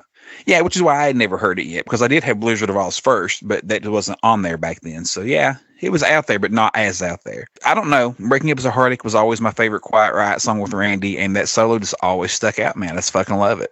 Yeah, I love the lead playing You Looking at Me, Looking at You. I just think Randy is definitely tighter on the Ozzy song. I mean, he triple tracks his solo, and it really stands out. I definitely love the Breaking Up As a Heartache, but for me, it's definitely You Looking at Me, Looking at You. I mean, obviously the production is higher on You Looking at Me, Looking at You. There's no question about that, but I don't know. I just like the feel of the original. And it's just a demo too, so it wasn't even really the finished product of that song. So, But I like that one. I don't know. It's just my choice. It's my list. Fuck off, man. We've been through this every time we do a list. We go through this. My list. That's right. And the last thing I do want to say for that is You Looking at Me, Looking at You was originally scheduled to be on Blizzard of Oz, but was taken off at the last minute when they brought Lee in and they wrote No Bone Movies, and they slid No Bone Movies in instead of You Looking at Me, Looking at You. Yeah, which is interesting because that's probably, I hate to say it, that's probably Randy's worst solo off the two albums, right? I mean, he's doing the slide guitar on that. Yeah. And it's kind of, I don't want to say it's all over the place, but it's not as good as what he did on Tribute. The Tribute version of No Bone Movies is way better solo-wise than what was on the CD of Blizzard of Oz, for sure.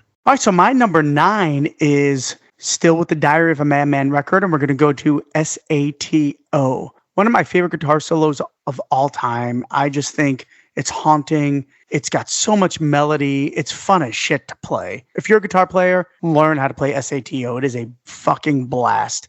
It is just so brilliantly composed. Definitely one of my favorites. Okay, so number 9 for me is the classic I Don't Know. Man, I fucking love the guitar solo. But the part that really cinches it up for me is when it goes back to the riff, da, da, da, da, da, da, and he's doing the feels, like we talked about earlier. No, da, da, da, da. That is the fucking part that's the linchpin to the whole solo for me. I fucking love that one. I can only imagine guitar fans when they hear the Blizzard of Oz for the first time and then that guitar solo comes on that they have to be absolutely be thrown back in their fucking seat, man. It's just so fucking good.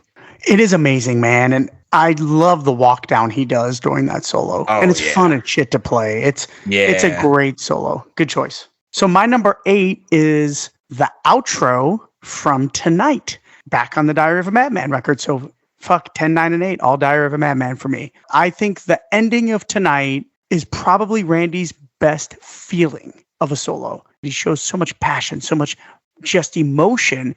Every time I listen to it, man, I stop what I'm doing because he blends the perfect notes with ridiculous runs. If you really listen to the fade out on that, and I'm one of those guys that puts that up to 100 on my volume so I can hear every fucking note he's playing. But he is throwing some brilliant runs in there. And we really didn't talk about this too much, but he didn't have as much time to write the solos for Diary as he did Blizzard.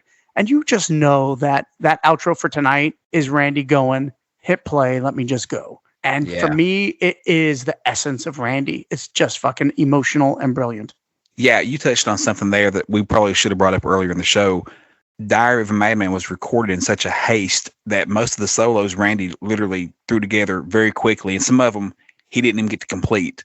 And that's a great example was the outro to Tonight. Literally an improv, what we call in the industry a scratch solo. Just something for time and space. That a solo goes here that later on you'll rewrite and create and complete. And he never got to do that, unfortunately, on a couple of tracks on Diary of a Madman. But yet they end up being some of the best stuff he did on the album. That's just how fucking good he was. That what Randy's just simply jamming on and riffing on ends up being music that guitar players are trying to emulate for the rest of their fucking lives. It's amazing. So good choice on Tonight.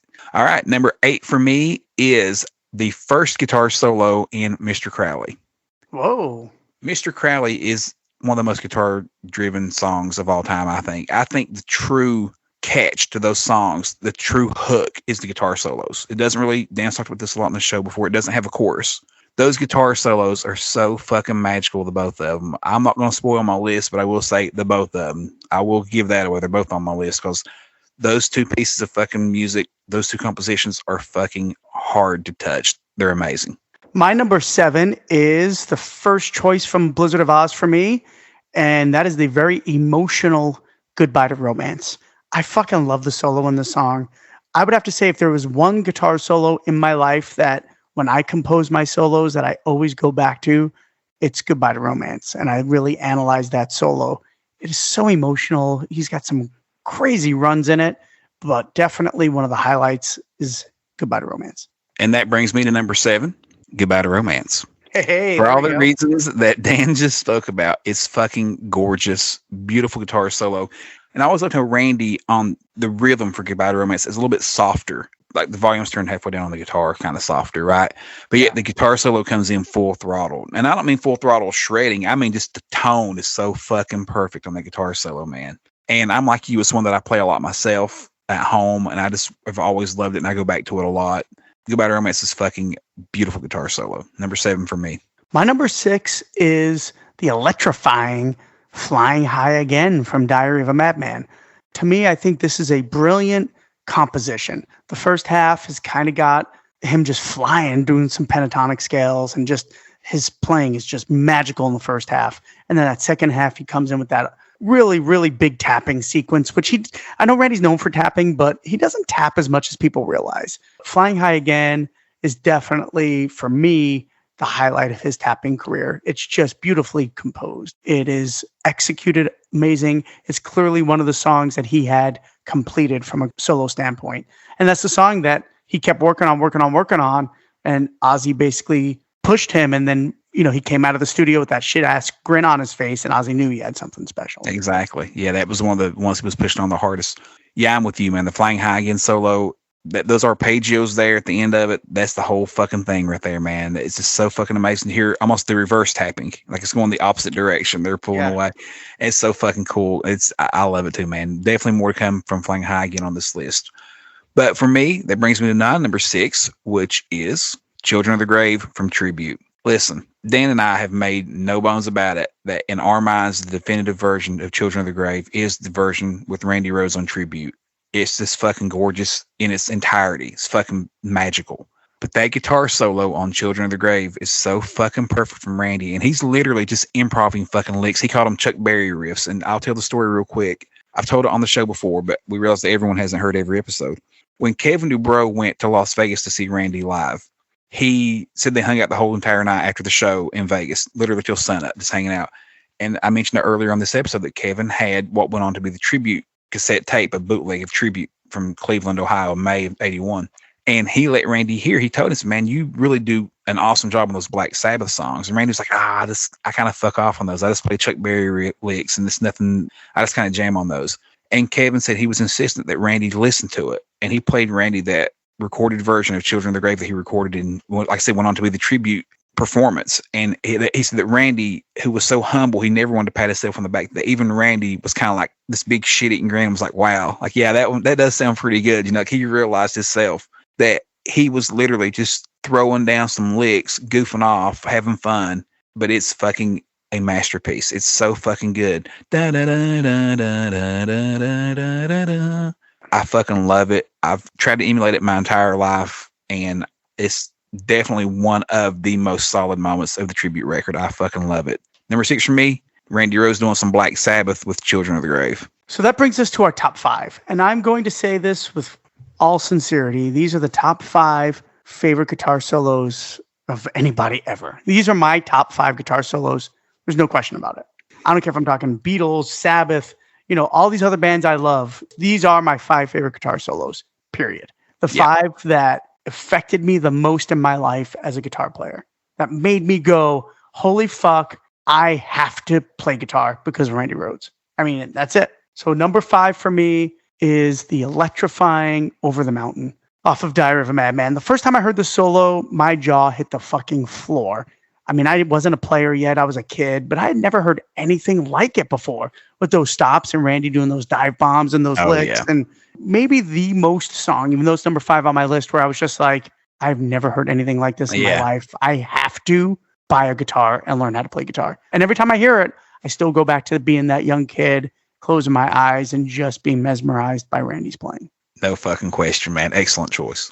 And I agree totally. These top 5, maybe even the top 10 for me and you really is like our favorite guitar solos of all time. I mean, we just love them so fucking much. Number 5 for me is the kind of an outro, but it's really the only real guitar solo in the song, but it's Revelation Mother Earth. Once that song, it's slow and classical. And that, let me be clear before I state this, that instrumental piece, it's mostly piano driven in the middle, is beyond gorgeous. Like, that may be my favorite thing on the entire fucking record. It's just so fucking beautiful. That's a true composition that you would put with anyone in music history, right? It's just fucking beautiful. But then you come out of that with dun, dun, dun, dun, and then Randy leads into that fucking guitar solo, man, which is just completely fucking rips your head off. And the song takes a whole new twist. Again, it goes back to what we said about a composition inside of a composition, right? The song is this one thing the whole time. Then it ends with Randy's guitar solo, which is a whole fucking totally different thing. And it's fucking awesome. It's just fucking awesome. His tone is awesome. The licks are fucking awesome. And I love it. Number 5 for me, Revelation Mother Earth. Outro is fucking perfect. Not to mention the ending of it when it builds up, Steal Away the Night. Fucking magic, man. I love it. So my number 4 is the first solo in Mr. Crowley. It is just so iconic, and you said it brilliantly earlier, and I don't want to really talk about stuff we've already talked about, but the first solo to Mr. Crowley, he does a lick in there, a run where he kind of palm mutes it, and it's just so smooth. And the fact to know that he's triple tracking that fucking solo, which most people can't even play at once, is just mind-blowing to me. It is just a fantastic fucking solo. Yeah, and if I can chime in on you real quick, when he plays it on After Hours, he's like literally staring off into space. Yeah, he's not even right. It's just so fucking easy for him. I know exactly the run you're talking about. Okay, number 4 for me, we're kind of on par here. Over the Mountain, both solos and Over the Mountain, because really, I know you can't use them both, but they're kind of the same solo, but he kind of redoes the same lick at the end of the song, but right. It's slightly different. But man, I'm like you. When I first heard those dive bombs, and it just sounds like the solo's getting ready to crash and burn, right? So right after Randy does the bends and stuff, and then the band does the chokes, Randy's just shredding over those fucking chokes. That's fucking brilliance. This brilliance personified. I fucking love it. And not to mention that it opens up with kind of the lick from Black Sabbath, right? Total coincidence. I don't know that Randy ever even heard that fucking song. He didn't. It was total coincidence. I mean, yeah, he says he's never even heard it. And Ozzy pointed it out instantly, like, dude, that's Black Sabbath, but it's fucking badass. But again, he goes to the higher octave and does, and tracks it with 2 octaves to give it that perfect fucking tone. But opening up with Black Sabbath and then going into that shredding fucking solo with the dive bombs and, like I said, the band choking the fucking rhythm. It's amazing. It's fucking perfect, man. That's a great fucking solo. And then even the dive back up to come back to the track. It's fucking so brilliance, man. Fucking brilliance. And played on that badass fucking White Jackson guitar, which almost adds to the fucking lore of the song, right? Like, it's fucking a cool fucking lick played on this fucking badass guitar. It looks like a jet plane. It just all fucking worked together, man. It's just the perfect fucking combination. My number 3 stays on Blizzard of Oz, and it was already on your list, but I can't emphasize enough what this solo means to me as a player, because I would have to say if there was a solo in my life that I tried to play, and I could play it for the most part when I was younger, but this is the one that locked me away forever of like, I'm going to learn how to play this guitar solo, and that is Revelation Mother Earth. When he starts that solo with the trills and moving up the fretboard, and then he goes into that little classical piece that fucking Yngwie does a lot of, there's just something about Revelation Mother Earth where I can hum you the whole fucking solo front to back right now. That's how memorable of a solo that is. It literally is a composition, a classical composition in a part of a song that gets metal as fuck. Let me tell you, 1980, when that was written, that part is so fucking heavy coming out of that classical part. Mm-hmm. And that goddamn solo, man, it is a classical composition. And hats off to Randy for composing it, because it is definitely the solo that I stayed in my bedroom of playing over and over and over again so I can get it. And it's just gorgeous. I remember one time when Black Sabbath released 13, and there was a section in Dear Father. I believe it was you. You said, man, it kind of makes your heart race a little bit. Like, it just picks up, it's like, makes your heart race. And I was like, I feel that. I know what you're saying.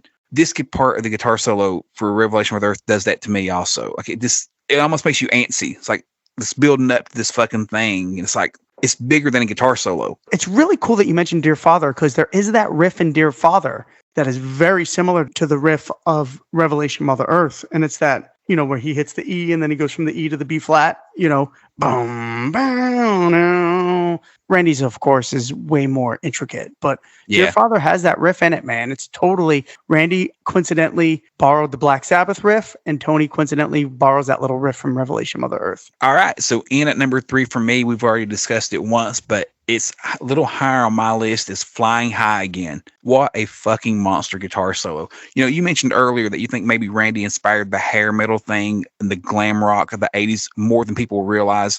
I think guitar solos like Flying High Again are the direct example of that. I have no doubt that every guitar shredder in the 80s fucking looked at that song, That's Bad to the Bone, and I want to do my version of it because that solo is a fucking staple of what a hard rock guitar solo is supposed to sound like in the 80s, and I fucking love it. And here on our show, Randy's brother, Kelly Rhodes, said that Flying High Again was his favorite of the Randy Rhoads guitar solos. Something we want to throw out there for him. So we're doing our little list. We will mention that Kelly said his was Flying High Again. So my number 2 was on your list as well, and I'll have to say it's definitely my second favorite guitar solo of all time, and that is Children of the Grave off of Tribute. I don't care if it's a bunch of Chuck Berry riffs. That solo is magic. And again, I bet you Randy didn't even compose it. Like, he was just like, yeah, it's in the key of C sharp. I'll write something. Fucking A, man. That solo has so much feeling in it. That definitely is one that I always go back to. And of course, you know, I love Tony's version and his solo, but here's the truth. I have a bunch of versions of Randy playing Children of the Grave. There are a lot of them that are great, but nothing is as magical as the one that made it on Tribute. That one was just a special moment captured in that instant. And to me, that's just gorgeous. So funny. The thing you just stated, the very line you just stated, even with other releases of Randy playing Children of the Grave, be it bootleg, be it official releases like the Ozzy Live, it's never as good as it was on Tribute. That was a perfect fucking moment. I was going to say the same thing, then you took the words right out of my mouth. Yeah. It was never the same. There's similar riffs, but there's just something about the way he structured them on Tribute that is absolutely perfect, man. Great call. Okay, in at number 2 for me, this one is kind of the dark horse on my list, I think. I have so much respect for this solo that I've never even tried to learn it. I know how to play the song. I'll play the song for you right now. I'll play it on guitar. I'll play all the way through. I've never even tried to learn the solo that is the outro of Tonight. And that comes in at number 2 for me. Oh, nice. Like you said earlier, his mix of feel and emotion, and he's just fucking playing the scratch track. Yep. But it is fucking awesome, and it's beautiful, and it's perfect for that song. Had Randy written a solo for that, I just don't think it would have been any better than what his scratch track was. Agree. It's magic. It's just so fucking good. And there's moments in that, like that little tapping section there at the end of it and things. I don't want to know how to play it because I want it to stay magical. I don't know if that makes sense to people or not, but like once you learn it, you kind of, it's like seeing how a magic trick is done. I almost don't even want to learn that lick because it's so fucking neat and it's so different and I've never heard anyone else do it. But that solo was so fucking good and so fucking special on a special song that clearly you and I stated last week was the top of the heap for us in Ozzy ballads, right? Yeah. I think Randy really loved that song and that solo was just so fucking good. It's sad that he never got to realize what he did with that guitar solo because he was gone before it ever really had time to manifest and brew in the fan base. But man, Randy was very distraught about not being able to finish some of those solos. And that was a big point of contention for him that he didn't get to finish that album and some of his scratch tracks went on there and this and that. But like we said earlier, it could not have been played any better. I fucking love it. Tonight's outro was fucking stellar. Yeah, it's funny. I could play the solo in the middle of Tonight all day, and it's one of my favorite solos. It bothers me it didn't make the list, truthfully. I think I've never tried to learn that outro solo either, and I think the reason why is this, Josh. It's really not a composition. It is a moment in time of Randy letting the tape run and Randy being Randy. You know what I mean? It's like 100%. You can't replicate that. It's just a feeling and a vibe that is so Randy Rhoads. Like Dan said earlier, it fades out and you always crank up that fucking volume to try to hear every last snippet of it. And you know, one thing fans have always wanted is the uncut version of that to where you can hear how it ends. And they kind of promised us that on the 30th anniversary box set. And it kind of didn't deliver, but it kind of did. If you watch the documentary, the Making of the Blizzard of Oz documentary on that 30th anniversary box set, they do play the outro for Tonight in its entirety. And literally, we're not missing anything. Like when the song fades to where you can't hear it anymore, it literally ended right there. Yeah. It was such an anticlimactic thing. You're like, oh, we're going to finally hear the ending of this. And then you actually hear it. And it was nothing but them stopping. They just stopped. But doesn't that show you the brilliance of the solo?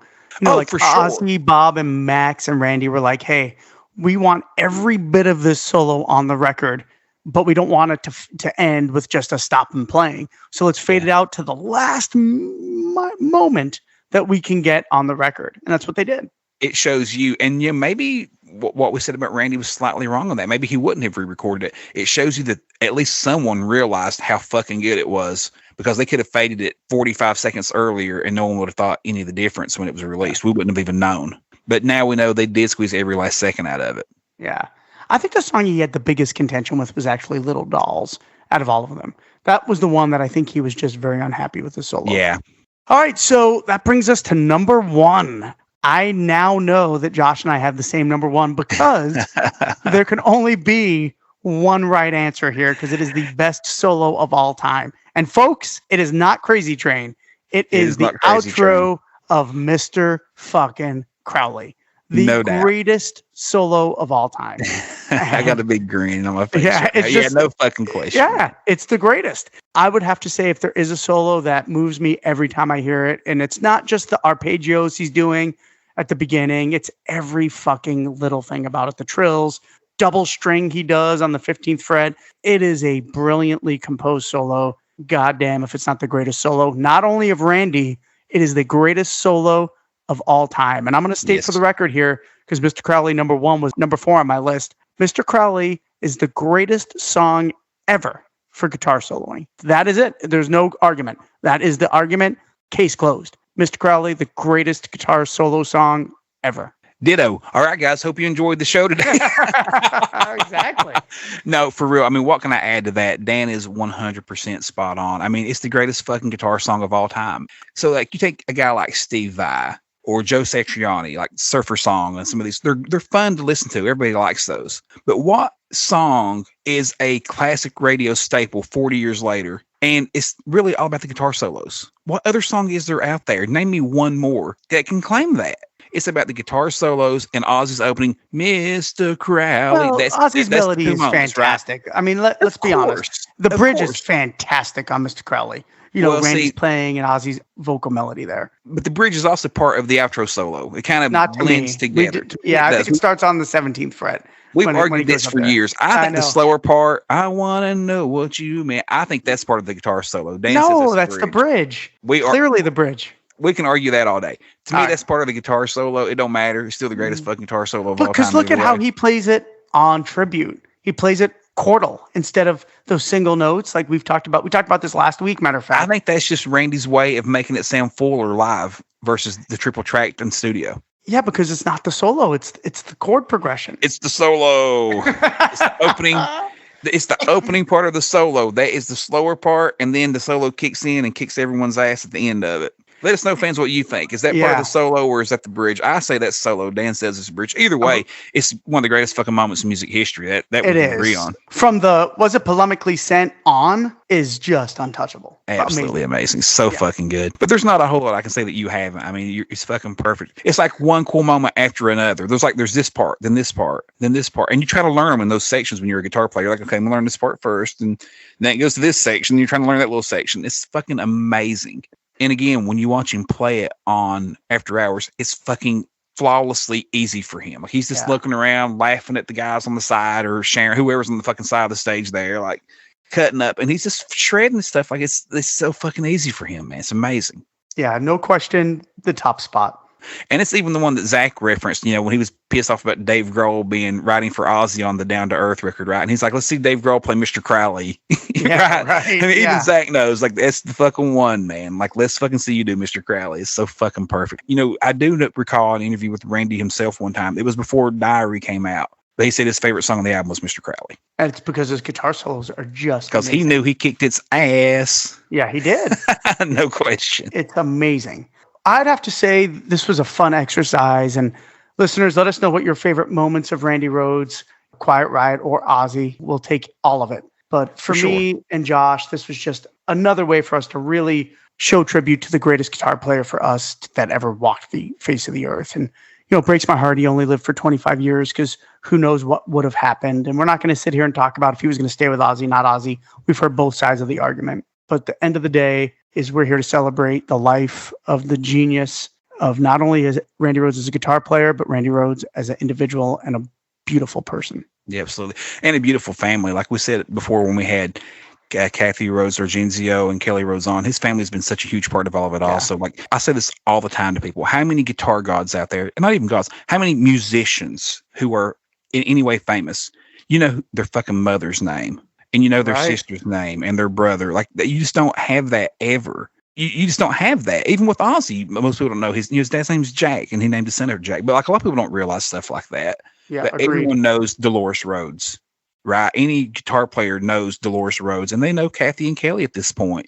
And Kelly's done his own thing with music also, but the whole thing for Randy, it's just perfect, man. You got this guy who's got such a personality and he's so vibrant and he's such a beautiful soul. He's this badass looking guitar player who plays these big fucking flying V guitars. And he becomes, in my opinion and Dan's opinion, the greatest guitar player of all time.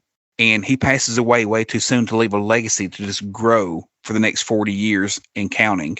And all the while, he's got this family that does everything they can to keep his memory alive, to keep his, music alive. And they've done a great job. And I just wanted to throw that out there before we close that, as fans, we do appreciate the Rhoads family for everything they've done. I've been to Musonia. I used to speak to Randy's mom on the phone. She invited me out. Unfortunately, by the time I got to go, she had already passed away. But Kelly took me in and spent about an hour and a half with me. And he was fucking excellent. Talked to me like he'd known me his whole life. Just anything I wanted to know. And then Kathy and Kelly came on our show. And at the time, it was like, what was that, Dan? Our 7th episode, 6th episode? Yeah, it was really early on. We hadn't established shit yet. And they were still gracious enough to come on to the show and talk about Randy with us for his induction to the Rock and Roll Hall of Fame. Ultimately, the reason they came on was they knew how passionate Dan and I were about Randy Rhoads and how much he meant to us and how much they mean to us also because we do appreciate everything they do to keep his memory alive. And I think they're even having, for the 40th anniversary, they're going to have a Jam with the Whiskey A Go-Go for him this year to celebrate that. So that's fucking amazing. So if you are in California, make sure you go out there, support Randy's legacy, and support Kelly and Kathy. Yeah, absolutely. And, this episode will drop 2 days before March the 19th. So we thought this would be the perfect time to get on here. Like we said earlier, we've not completely avoided talking about Randy, but we didn't want the topics to be heavy on Blizzard of Oz and Diary of a Madman because that's what everyone expects. And we try to do stuff different. But with this 40th anniversary of Randy's passing, we thought now was the time to really discuss Randy Rhoads and what he meant to us and what he means to all of you all. So we appreciate you listening to it. But be sure to let us know on social media your top 10 Randy Rhoads guitar solos and what Randy meant to you. I know he's touched all of you guys. Yeah, great topic today. Let us know what you guys think. Let's continue to keep Randy's legacy alive forever. And I'm just so elated that he did make it into the Rock and Roll Hall of Fame. Let's take it home. But anyways, guys, until next time, we will see you on the other side.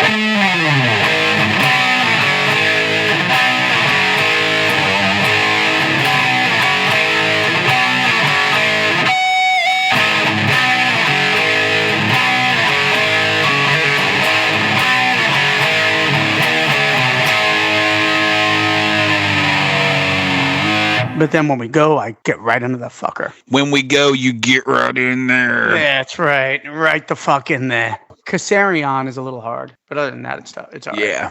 I call it kerosene. Fuck it. Okay, kerosene so song. Good. At first and on there. Is it metal? It's metal. Listen, if Ozzy said, I'm going to release the new song next week called So This Is Goodbye, me and you would be like jacking off. Oh, it's going to be a ballad.